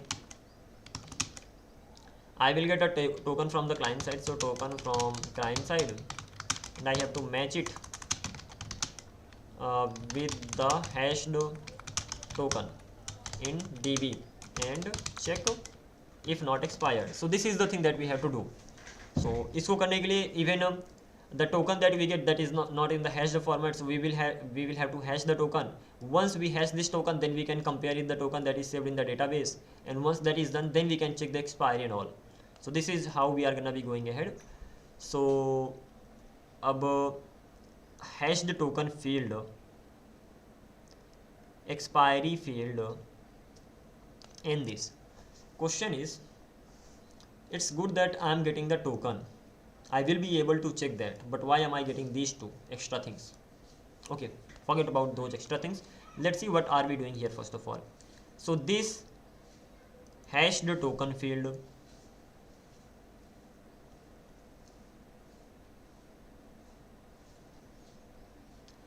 the token that I got directly, how will I know whether that is the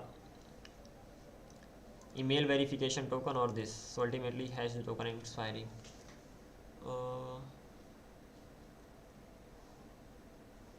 These are just the fields, keep in mind. The main value is here, so this is the main value. So the token value will have the main value over here. These are just helper things. So hash the token field and expiry field, they are simply telling you what? Hash the token field is telling that okay, this is the verification token or this is the forgot password token. Expiry field is telling you what? This is the verification, email verification expiry, or this is the forgot verification expiry. On the basis of you will be going ahead. So first of all, you are checking whether you have that particular field or not, and you have that particular expiry or not. So if any one of those things are missing, you are gonna be returning from here. So return is gonna be false and all. And last but not the least, once you are sure that those things exist, then what will you do? You will hash the token that you get. So crypto create hashed update and all, just the same process you just follow over here. Once the token is hashed, now you will gonna match. So hash the token is gonna be equals to this field, and the expiry field should be greater than now. In that case, what it's going to be? This dot expiry field should be greater than that now, greater than current time. That simply means that it hasn't been expired yet, so it will be true, otherwise it will be false. Got it? So I was just simply confused ki what are these values. These values are just the helping things. So these values tell you ki what kind of token this is, because you will directly pass the token. Token will not tell you that okay, it is a verification token or it is expiry token. So along with the token you will just simply send the hashed token field ki, okay, what kind of token is this, an expiry field. So ultimately these are the things that you will be sending with that, and we need this when we get the token from the client side. We will have to verify that. So we have even created this. Well, this hasn't been created yet. At the end of the day it will be returning boolean. Not only that, I will have to add it. So models, inside models, I can go here, and just in here I'll have to add this particular model, and it will be getting these things, and it will be returning boolean at the end. Even I have is logged, and is logged gets nothing but simply returns it. So turns out we do have to add many things to this model, and over here is logged. It's actually this dot is logged cannot be applied to types date. By this dot is logged date dot now. Yeah, that's, let me make it a new date right here. Now happy. Yeah, the thing is that date dot now and new dot date inside a log file, log until the type of this is date, and that is why it should be only applied on new date. Quite obvious. That's it, done. Let's cut it. Coming back to this one, I got the unhashed token, I got the hash token, I got the token expiry, and the things that are important over here, I just need the hashed token. I don't even need the token expiry. Interesting job. Not only that, hang on, I need to save it. Saving in the database. So I created the user, but even before that,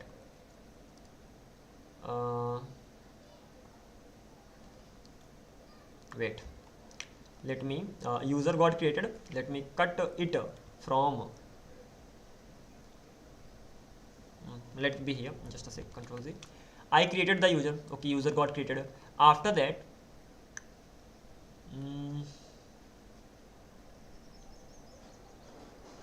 once the user is created, I have to check whether the user has actually been created or not.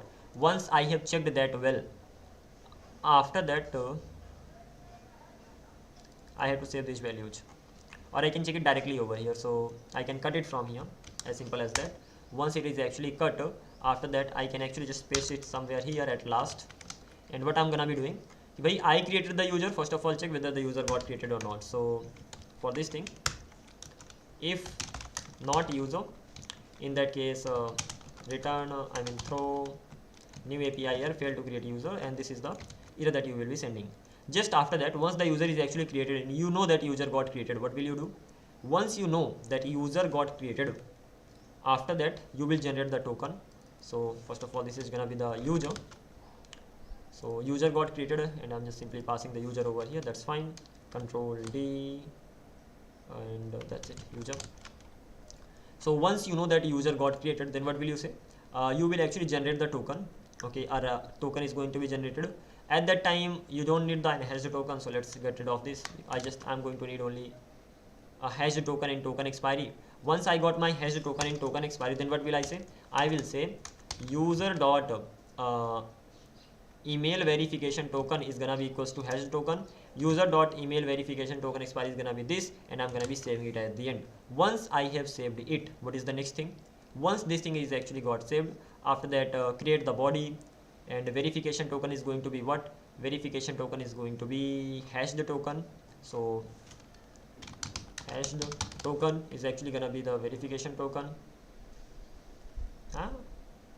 That's been even saved inside the user, so I can say user dot hashed token.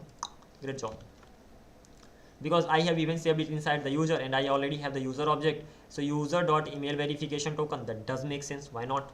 And apart from this particular thing, I got the verification expiry, then this is done, and from here I have to send the email.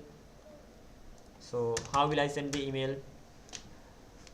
I already have a service for sending the email. So if I go to service.mail.service, so I'm gonna say that bro, you will be getting text as well. So just like this, you are gonna be getting text Once you get the text, I'm gonna be adding the text over here as well. So this is how it's gonna be going on. Apart from this particular thing, as far your type is concerned, so let's click on send email options, and over here I'm gonna be adding text, and text itself is gonna be string. This thing is done. Coming back to this one, no problem here as such. Close this, and what is the name of the close हो गया तो हो गया. Go to service. No. Service mail service क्या करना है, send email करना है हमें. So coming back to this one, service का नाम ही ईमेल कर देता हूँ. I mean it is mail and I am sending email. They are okay, but I am gonna be making it email dot service dot ts. I hope no errors as such. Control W, const mail options. अब भाई mail options नहीं, ये सब नहीं करना हमें. सो ये suggestion चाहिए भी नहीं. send email will take these things, so it needs two, and it's better to create mail options. Now I get it. So const mail options, it's better to create. 2 is gonna be user.email. From is gonna be it will be coming from the environment variable. Okay, so but this is not the right thing here. I'm okay with the user, I'm not okay with this environment variable. So I should be okay with this. Yeah, I'm okay with this. Environment email from email, and the subject is gonna be verify your email. HTML is gonna be this, HTML gonna be this, and text is gonna be this. This got generated using this, and these things got generated using these. And okay, never mind. So once I have the mail options, then I can just simply send the email. So send verification await. So email is going to be sent. I'm gonna be just simply importing it here. So right now email is going to be sent to the user, and once the email is sent to the user, after that I will be getting the user information again one more time. So user find and all, I don't even need to do it anyway, but okay, it's good to do it. So I'm gonna be getting the user information using the ID. I got the created user, and once I got the created user,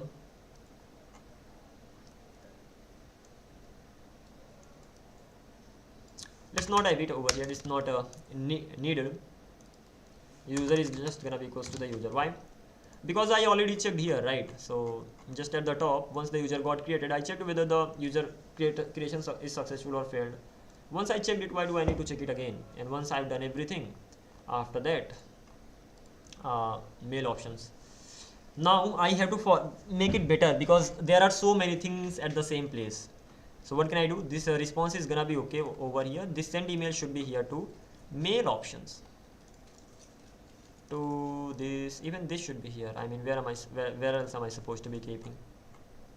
So overall this is fine. I'm okay with this much thing as well. So what are we doing? First of all, validating the request. After that, checking the user if exists or not, either using email or password. After that, creating the user. Once the user is created, not only that, as soon as the user will be created, at that time password will automatically be hashed. Okay, apart from this particular thing, we are checking whether the creation is failed or not. After that, we are creating the token, because we have to send a verification email. So we are creating the token, so we get the hashed token and we get the token expiry. Once that is done, after that we are gonna be even saving the token in the database. So save hashed verification token and expiry to the user document. So this is going to be saved. After that, create the body. So I will be creating the generate email verification. What a good way of using AI. Generate email verification templates. Once that's going to be generated, then prepare email options. Once that is done, then send email, and that's it. Everything else is done, so you don't really need to worry about anything. Generate email verification tokens. This thing is done. These things are done, and nothing could be better than this. Alrighty. So ultimately registration is done. The second option is gonna be login. So अब कर क्या सकता हूँ, control C. भाई देखो, I wanna make it quick. So अगर मैं इतना कोड दे दूंगा, by the way I'm speaking in Hindi, if I give this much code to the AI will be able to understand. तो होगा क्या? I mean, what should overall happen? Let me tell you what should be the flow. After that I will go give the code to the AI. So the flow should be something like this. कैसे करते हैं? Okay, something like this. placeholder implementation. So what should be the flow? User will enter the email and password. First of all, this thing, first step. Okay, once you got the, it is giving me suggestions. So of course you will check whether the user exists or not. So this is the second thing. Yeah, these suggestions are crazy, but okay, never mind. Amazing suggestions actually, I must say. Then once, first of all, let me turn it off for now so that I can explain it well. So first of all, what will happen? User will give you email and password. Okay, user gave you the email and password.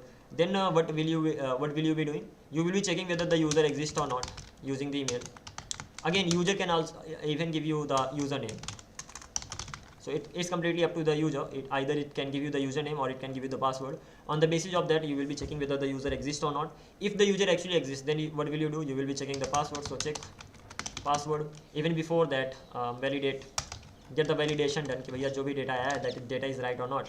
You are going to be checking the password. Once you have checked the password, then what? Once you have checked the password, after that password is checked, then what will you do? I think you will create the JWT token again, and you will be creating two tokens over here. So you will create the access token, exit and refresh token. You will be creating these two tokens. Once you have created access token and refresh token, save the access token in DB and send access and refresh token to the user. So dono, I mean in the cookie or something, you will I'm gonna be saving them in the cookie. So I'm gonna be doing this. Once I've saved them in the cookie, then return response. That's it. Not only that, yeah, that's it. So this is the job that what AI needs to do, but let's see whether AI actually is able to get this much done or not. So for that thing, what will I be doing? I will be cutting this thing. If AI is unable to understand, then of course we will be making changes in the code. Write the login code.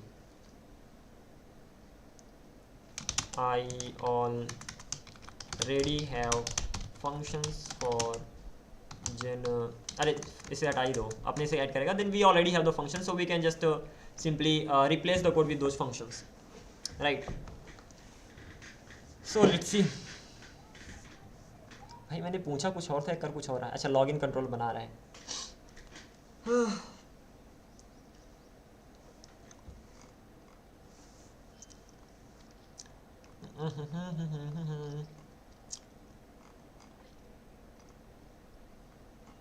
Okay, let's see कि जो भी code आया है वो exactly सही है कि नहीं है, whether it's gonna be work in my favour और not. If you want cookie based auth recommended, अरे भाई वही तो करना था, नहीं किया.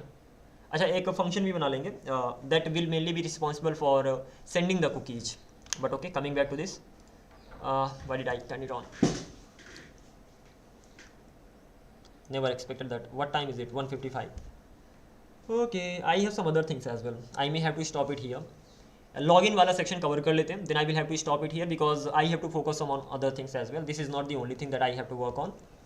There are some other like pending courses that kind of courses that I'm already going through. So I cannot really stop learning that thing even if I'm working on this particular project. Having said that, let's get this thing done. Login done really quickly. तो इसको replace करो, इसको लाओ, देखते हैं क्या क्या होता है. what first of all, login schema I have already created that, so let's simply import it here. So first of all, this is the step. Validate request body, no problem. Not result, then API invalid request data, result.error issues, fine.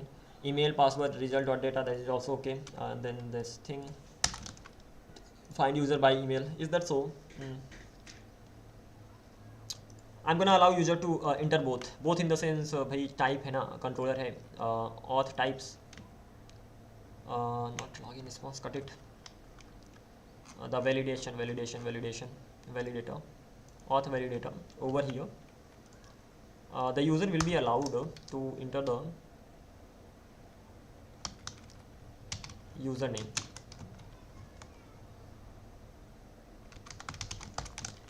Jet.string. So this is how it's gonna be going on, and both of them are gonna be, just a sec, how can I check it?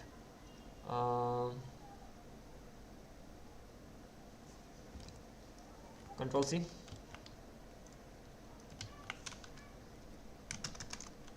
user can either enter the email or the username. How to customize the schema? वैसे कर कैसे सकते हैं schema को customize? I'm not getting it. भाई अगर user दोनों में से किसी को भी ऐड कर सकता है, then in that case अगर मैं if I'm just going ahead like this, in that way both of them are gonna be required. That simply means both of them need to be there anyhow, and if I'm making one of them optional, so I will have to make both of them optional, and both of them are optional, user is not gonna enter anything. So let's simply take the help of AI and let's figure this thing out. George shines.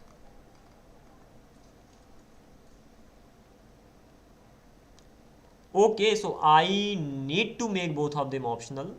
That is something I need to do. Apart from this particular thing, I can refine it, and I will be checking whether I have this and data. So data.email or data.username,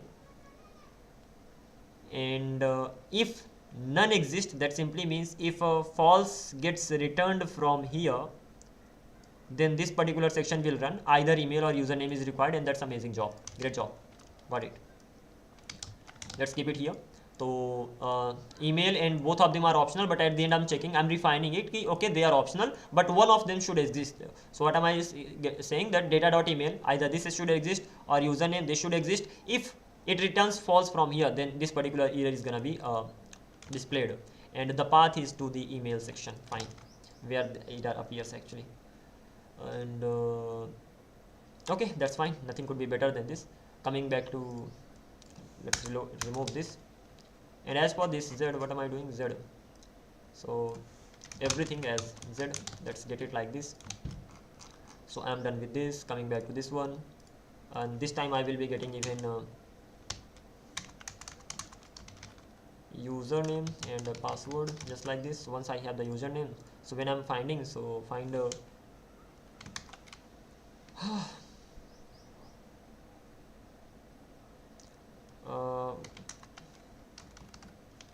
how can I find one using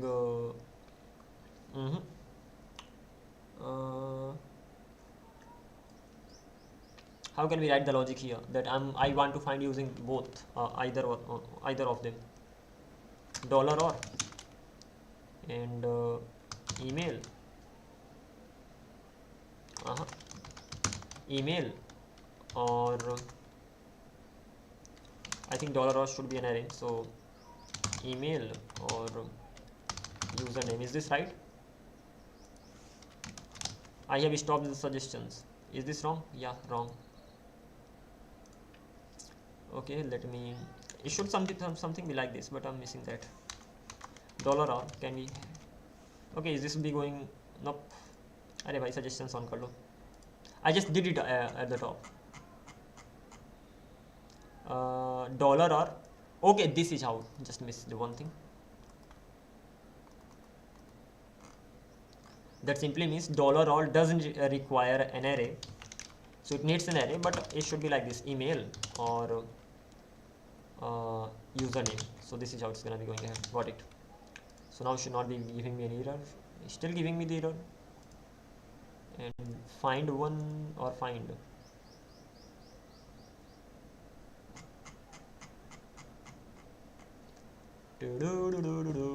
Use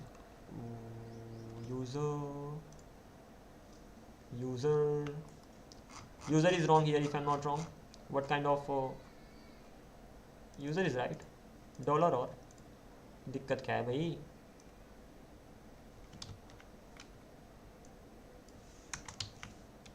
It cannot be used like this as well. What am I actually missing here? And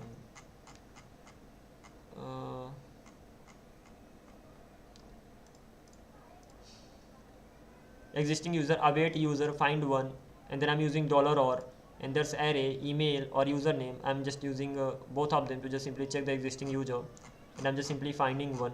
So if I try to do the same thing here, what kind of error am I getting here? Amazing error.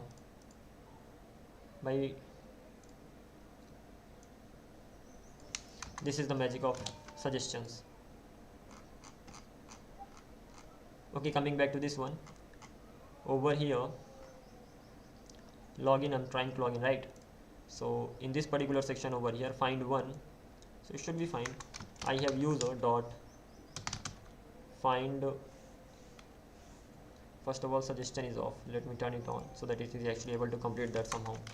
So const user await, so find one, what, no way, literally. So there are going to be both, there's going to be email, there's going to be username. This is wrong, this way is completely wrong. So dollar or, this is how it should be going, but still I'm getting the error. Why? This dollar or, object literal may only specify known properties, and dollar or, no. Result dot data. Okay, login schema contains email, username and password. So what is the problem? Okay, login schema, the problem is that what if they don't exist, if not email or username, either email, both of them are required. So it is already being checked from the Zod side, so I don't even need to worry about this. So what kind of error is this?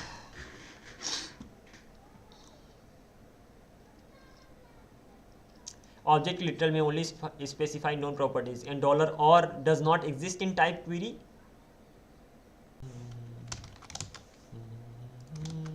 Still getting that. Interesting. Oh.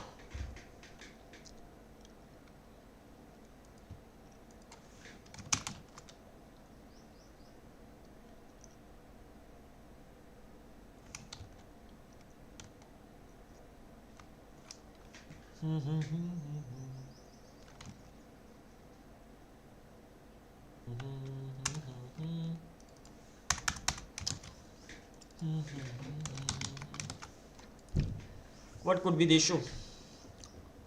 Only in this particular, wow, these suggestions sometimes they go crazy. Now user is missing, maybe I have, array.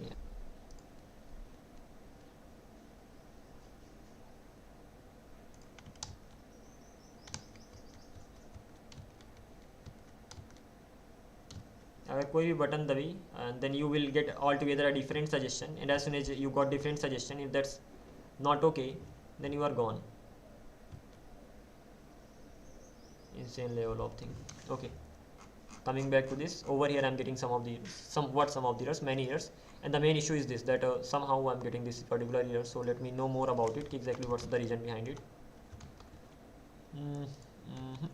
This way, coming back to this,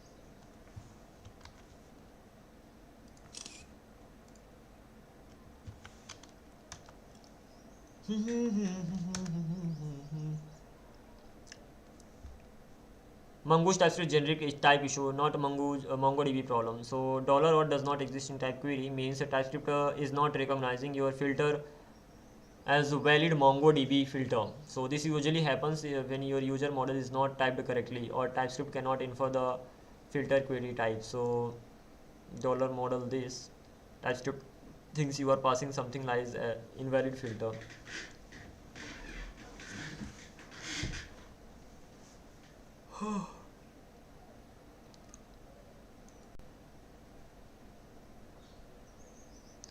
So dollar email, if email exists then this, otherwise undefined, otherwise this.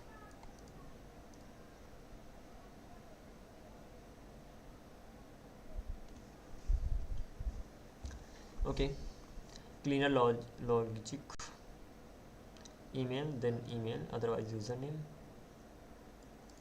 Okay, so this is mainly because one of them can be undefined, and because of that thing it is just simply giving me the error. Great thing, literally.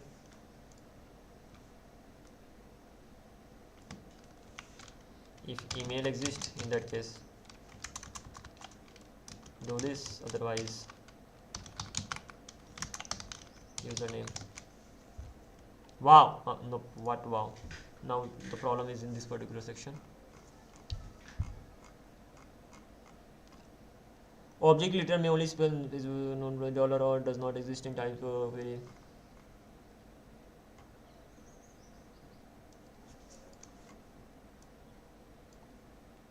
what else can I do?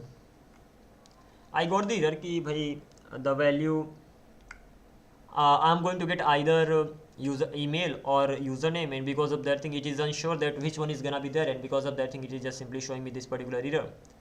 But cleanest way is this, but this is of course not working. Final recommendation is gonna be this, but your recommendation is great but not functionable. In that case I'm gonna be looking for a wedge. One thing is clear, I know the error right now, but what could be the best way to just simply get rid of this error or resolve this?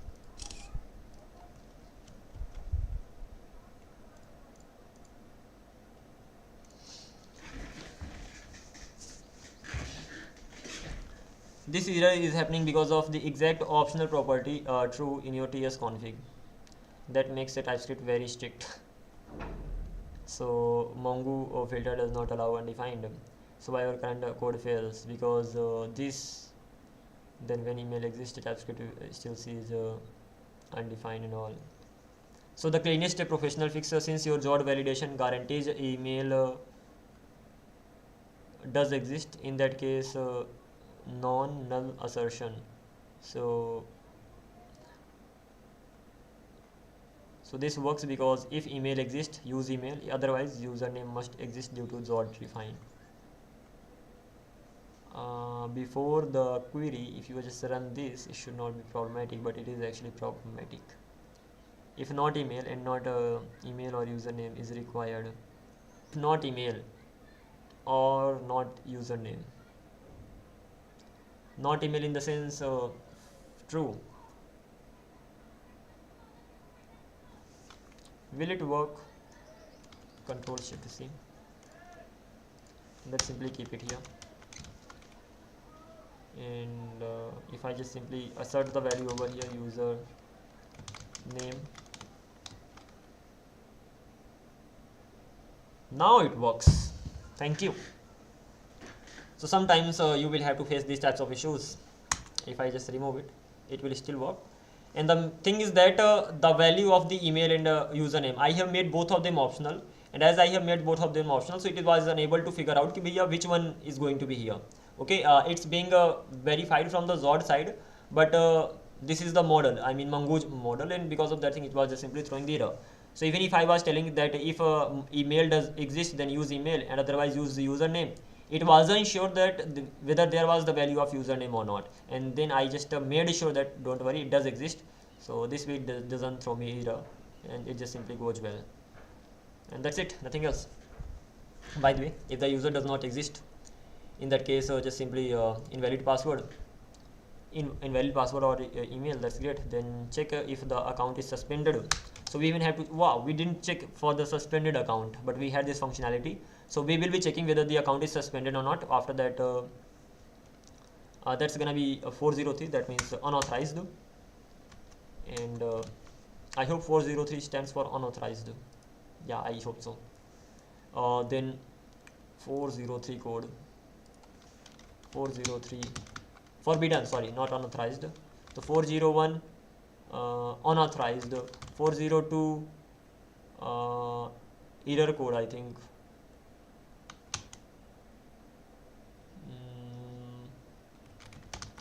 Status code, meaning 402 payment required. Okay, so 401 not authenticated, 402 payment required, 403 forbidden. So ultimately if you are suspended, you are forbidden.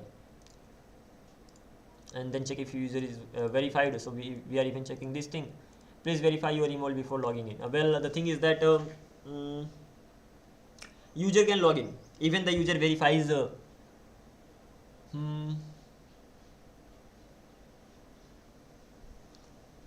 okay,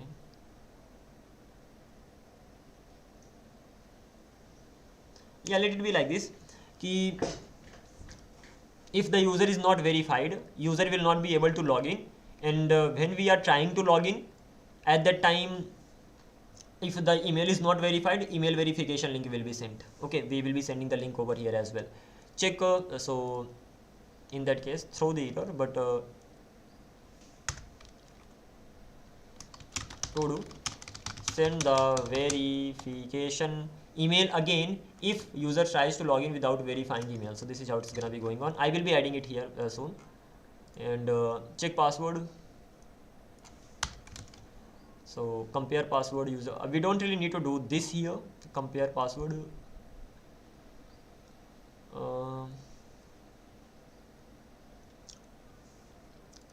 I think that is password correct.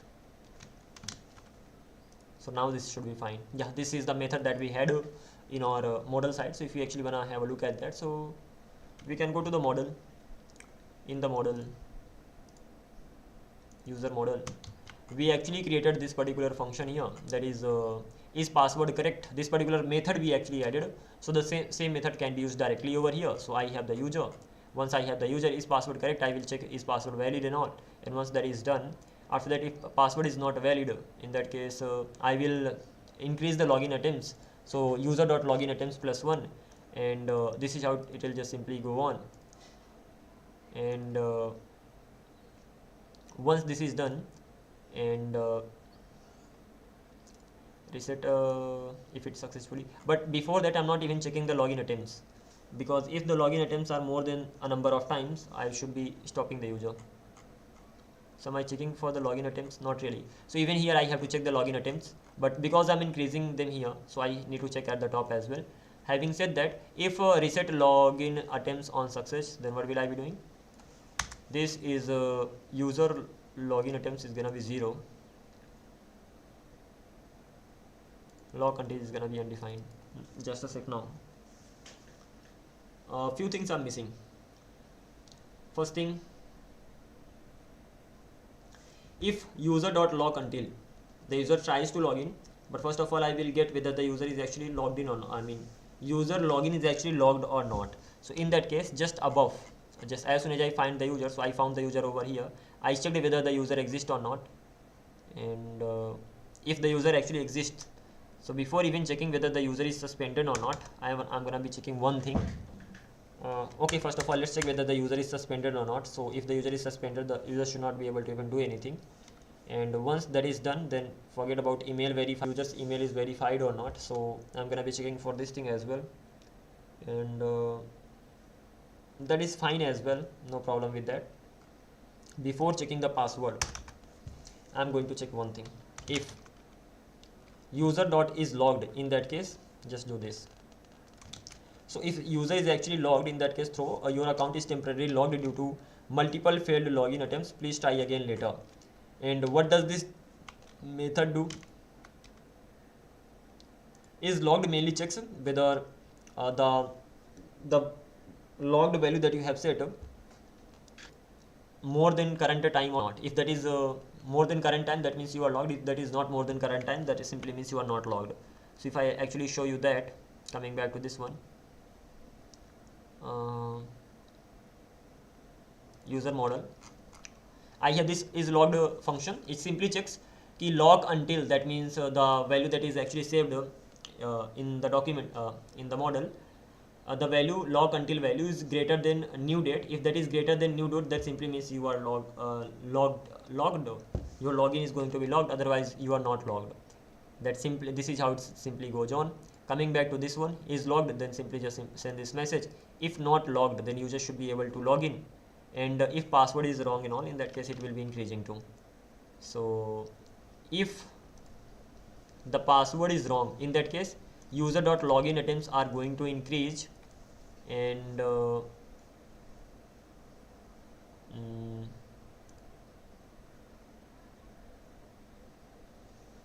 I will add one more thing here. First of all, I will check whether the user is logged. Kahan gaya bhai? Is suspended, is email verified, is locked. If first of all, I'm gonna be checking is logged value. Now user.login attempts this particular section. Let's see what happens here. So ultimately what I'll do, first of all I'll check auth config security max login attempts. Do I have this max login attempts?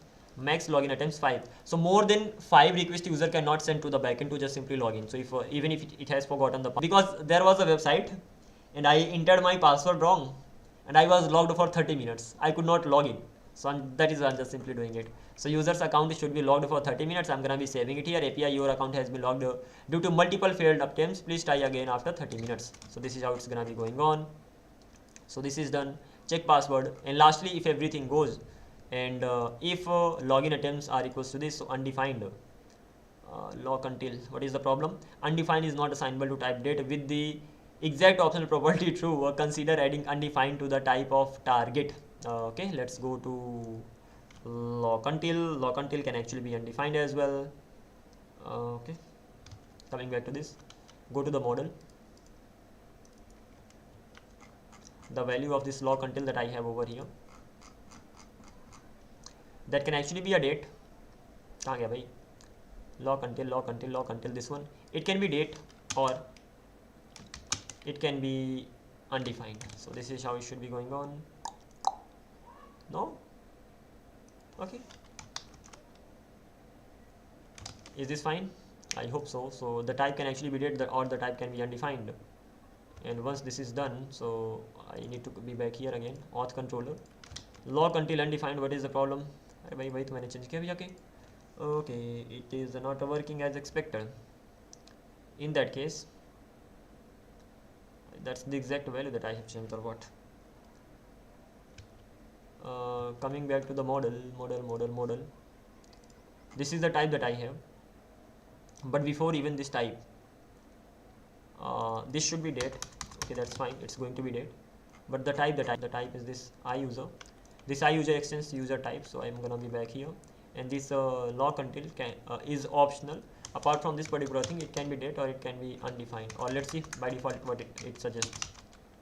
Yeah, kind of I get the undefined. So once it gives me undefined, after that this error is going to be gone from here. That's what I wanted.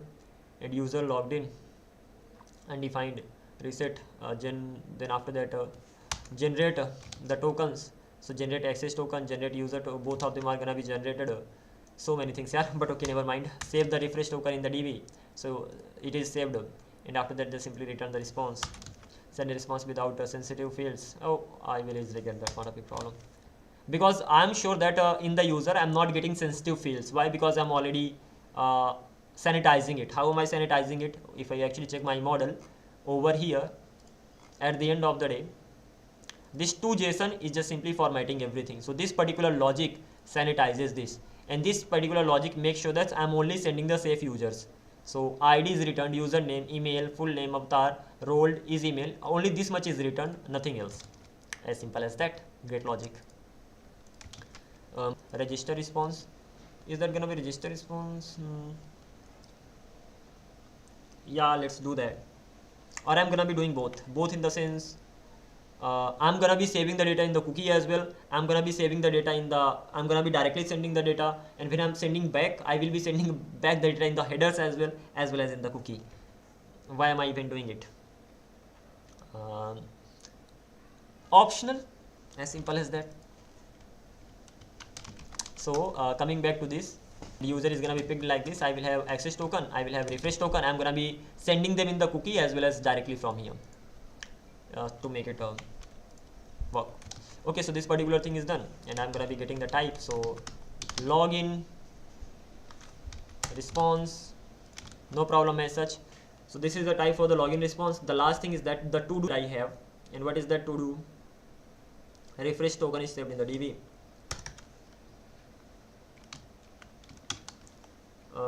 Send the create a function to generate a response template. Sorry, nahi bhai, create a function to save cookie with a refresh token.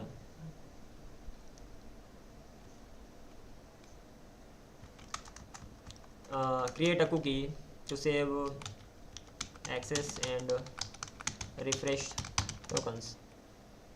I think I will have to save both of them in the cookie, right? So before I even do anything, let me get rid of this. Let me ask this AI. This is the last thing. I will be just getting it done now, to maybe in the evening or some other time. If I am using access and refresh token for authentication. That means I'll have to save both in the cookie on the front end side. Oh, the answer they they. Excellent question. This is very important. Author architecture. This is a sort of no. You should not store both access and refresh token in the front end accessible cookies. Let's break it down clearly. So the correct pattern industry standard. There are two common secure approaches. Recommended most secure pattern. Access token return in response memory only, and hello. I hope I'm audible right now. Just for some reason it got disconnected. So connected it again. So what I was saying that I wanted to use cookie as well as I wanted to use this header related stuff, and right now I'm just simply getting this option as well. So I'm gonna be saving the refresh token in the cookie, and I'm gonna be sending this access token, and that's it. And then post front end calls refresh token, and then browser automatically sends, and that's it. Done. And same site none, secure true. Same side strict, bonus tip. Okay, what is the next thing? What is this thing? Bonus tip, same site is strict. If using make sure front end and back end both are on the same state, otherwise yeah, none that's site understandable. The thing is that in the request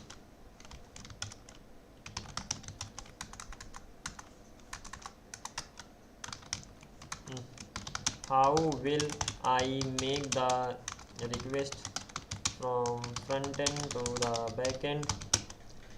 From front end to the back end with access and refresh token. Correct me if I am wrong.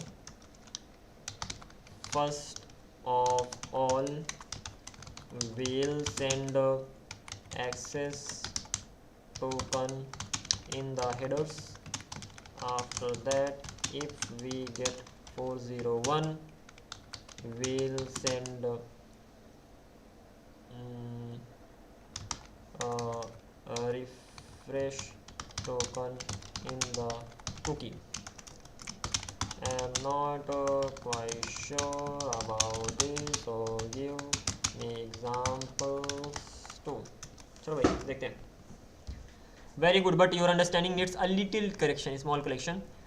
You said first access token in header 401, send refresh token in cookie. Not exactly. The refresh token is always automatically sent because it is in HTTP only cookie. So you never manually send a refresh token from the front end. Amazing. Yeah, got it. We never send it manually. We just simply allow it. Correct flow. Industry flow. So refresh token, just simply send it to the front end access token in memory state, refresh token not stored manually, browser handles it. Okay, how request work? Normal API request. So API courses bearer, so authorization bearer access token, it will have the access token.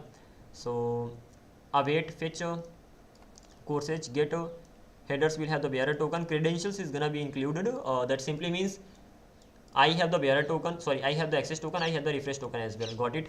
So credentials include, this ensures the refresh token are included automatically. If access token expired 401, backend returns 401, frontend should call refresh token endpoint.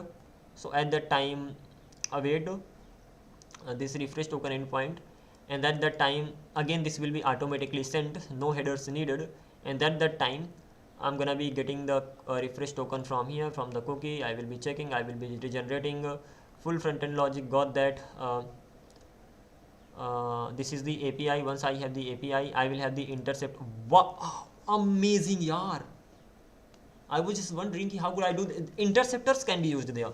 What are the interceptors? Whenever you get back the response, interceptors intercept your response in between, and if that response is 401, interceptor will be responsible for sending back the what? So I got the response. If there's any error like error 401, try refreshing the page. So try refresh response, await a refresh with the credentials, and once this is done, new access token, I got the new access token. After that, update header is either config headers authorization bearer, and return access error config. Now front end automatically refreshes token, most importantly. Okay, ठीक है, ये तो हो गया. But how will the request be sent again?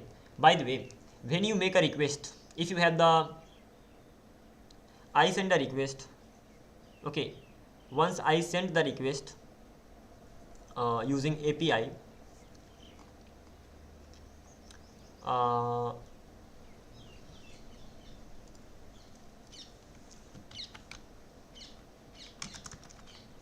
here if I send the request using API dot post and all, something like this, and if access token is expired, I will get 401 status code in response. Interceptor will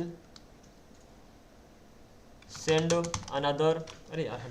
This wasp is gonna be doing crazy things. So interceptor will send another request to the backend to refresh the token, but the question is, how will the main request will be resend that got failed because access token was expired. This is the most important part of refresh token architecture. How will the original failed request be resent after refresh? So that's exactly what this line does. Axios error config. Axios error config. But you made one small mistake. You should not use Axios and then this again. You should use API instances. Yeah, I should use API instances. So what actually happens internally? API post courses and data. If access token is expired, backend returns 401. Axios interceptor catches the error. Interceptor calls refresh token, gets new access token, resends the original request, returns the new response. Your frontend never even notices the failure. That's how automatic retry works. So problem in your code, you wrote Axios error config that uses the default Axios instance. So I should be using API, right? So it loses base URL, interceptors, config defaults and all. So correct version can be create this. After that, store access token in memory. So let access token is gonna be somewhere here. That's fine. And set access token is gonna be so okay, I will be just simply exporting it from here. So set access token. So access token can even be set using this. So that is fine. After that, API interceptors request config, and interceptors request use config. So access token, if there is access token, then config headers authorization bearer access token. So it will automatically be added here. So it is just used for that. Attaches access token to every request. So whichever request I will send, amazing job. So this is the interceptor for what? But this is the interceptor for the request, and this is the interceptor for the response. This is the main difference. Such a good learning, yeah. But continue. API interceptors request use. This is the interceptor, means whenever I send the request, this interceptor first of all will run, and this interceptor will automatically get the access token and just simply attach the access token with the, I don't even need to attach it directly, and then interceptor will be running whenever I get the response. And when I got the response, original request is gonna be error.config. So this is the original response, and that is the configuration of the original response. Then I'm just simply checking the status code, and not original request dot retry. What is this? Original request retry. Where is this coming from? original request retry. Okay, so and not original request retry true. So ultimately retry, this particular option is going to be true. By default it will be false if I'm not wrong, and then it will be become true. Cause refresh endpoint, so refresh endpoint is gonna be this. So I will get the new access token, so refresh.data.access token. Once I got the new access token, I will set the access token. Once it got set, original request update header. So original request that I had, so what is that original request? So this is the original request that I had. So original request के अंदर retry किया था, and this is the original request that I have. So error config has that particular original request, and that has a retry option inside that. I'm making it true, and I'm getting headers from original request, and I'm adding the new bearer token. Once that is done, I'm returning API original request, resends the original request, and if there's any error, return the reject, and done. Wow, I'm gonna be copying this code because later it is going to be used. And what makes this work? Contains error config contains what? Error config actually contains URL, method, body, header, everything about original request. We do API this access, literally replace the same request again. Why retry is important. Without this, if refresh fails, you get another 401 infinite loop. Wow. Ki the request that I'm gonna be sending, retry should happen only once. So once the value of retry becomes true, that simply means okay, I have even retried it, now I will not allow it again. To prevent this infinite loop, I'm gonna be doing this, and then return API this, not Axios. Fine. So let me do one thing. Let me go to my notes. Coming back to this motion. This is really such an important topic. By the way, this is where I'm maintaining all the schemas and all. But, let me have it at the top. This is the schema and all. What is this all about? Axios. So H3, TH3, TH2, Axios interceptors. So once this is done, /code. Okay, I was really talking about this thing ki why let me go back to this ChatGPT here, because over here it looks better. So why are we just checking this, adding it to true, so that once the retries happens, after that if this so that the next time the original request dot retry, the value will actually be true. That simply means it will become false. That simply means this particular section will never run. By default it is false, original request dot retry. So there is original request that I get here. The value of retry is false by default, and once we actually retry, the value is gonna be true, so that the next time onwards we never retry. And when we never retry, so what do? We return a promise, reject, and we just simply throw the error. As simple as that. This is how we just simply go ahead. So this much we've done. Quite fascinating stuff. Even I forgot about drinking water. I was thirsty. So what will I be doing? Oh, I already have the code. Let's simply copy and paste that. And what is that code? I'm already sending the I don't need to send the refresh token here, just like this, and I have to just simply send the access token. That simply means I have to change the type. So I have, let's remove this, come back to this one, and response dot cookie refresh token, and this is how I'm gonna be going ahead. By the way, I already have the configuration, cookie configuration. Where is that? The cookie configuration is actually inside my config. So cookie configuration, this is the cookie configuration, and over here I have everything. So HTTP true, and secure if environment. One more thing I can make better here, and that is production, node env.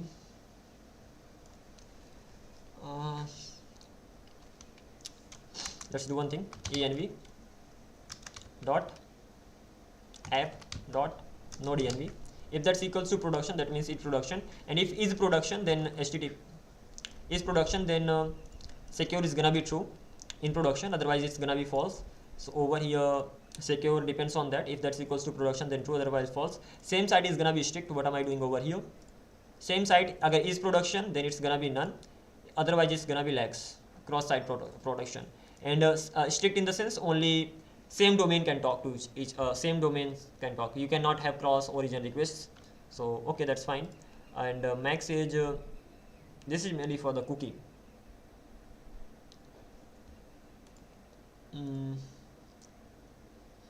Max age is going to be this, that is fine.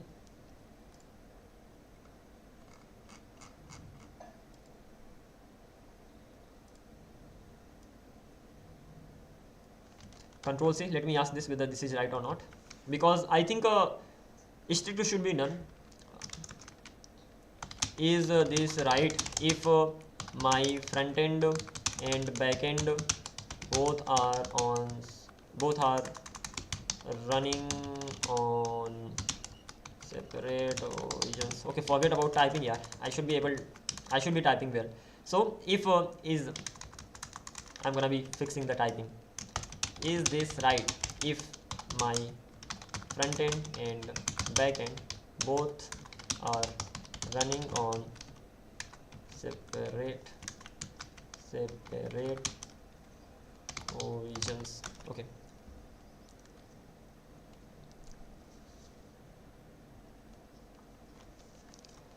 No, so it should not be strict. That is what I was saying. So what should it be? It can be lax. Correct code setting, response refresh token, true, same site either, and required for cross site, and I think that's what it is said. And then this important rule, same site, if you use same site none, you must use secure true, otherwise browsers will reject the cookie. Localhost and everything else is fine. And recommendation is gonna be secure true. This same site, if you are on a production mode, then done, otherwise lax. And this is how it should be going on. And course should allow this. And front end create base URL credentials, done. By the way, I already have this configuration, so instead of using this configuration over here, I already have it written. So what will I do? Cookie options, I'm gonna be importing them, and once they are actually imported, if I go here, I already have everything set. So the cookie duration is gonna be 7 days, max age 7 days. This should not actually be 7 days, because depends the cookie duration. That simply means max age. Is that saving adding max age here? Cookie should not have max age. I think it is going to have max age. So auth JWT refresh token expiry. So whatever the token refresh, the expiry of the refresh token, I'm gonna be having the same expiry over here. So whenever the refresh token expires, at the same time it will also get expired. So instead of having this direct over here, but this cookie is mainly gonna be for refresh token, right? So I'm gonna be getting the cookie options, and I'm gonna be changing the, let's do it, cookie option, and I'm gonna be mainly sending the cookie for the refresh token, so that is okay. By the way, this is gonna be from what? Auth config dot jwt dot refresh token dot expiry. So this is how it's gonna be, match refresh token expiry. So this is how it's gonna be. What is the problem? String value obviously is not assignable to number. So the refresh token that I have, the expiry of that refresh token, that is gonna be in days. So in that case, import string value from ms. If I just say as this, then still this does not work. That means it's not gonna be working. Okay, let me get rid of this. What is the problem with this? The expiry that I have, this is the expiry. So let's come to this one, refresh token expiry. Okay, this refresh token expiry that I have, string env it is of value string. So this is how I'm just simply getting the things done. And the problem with this is that max age string value is not assignable to a number. At the end of the day, this actually expects a number. So what should I be doing?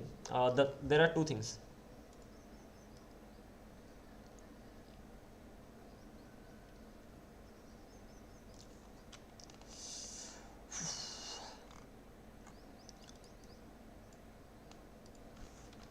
This throws the error because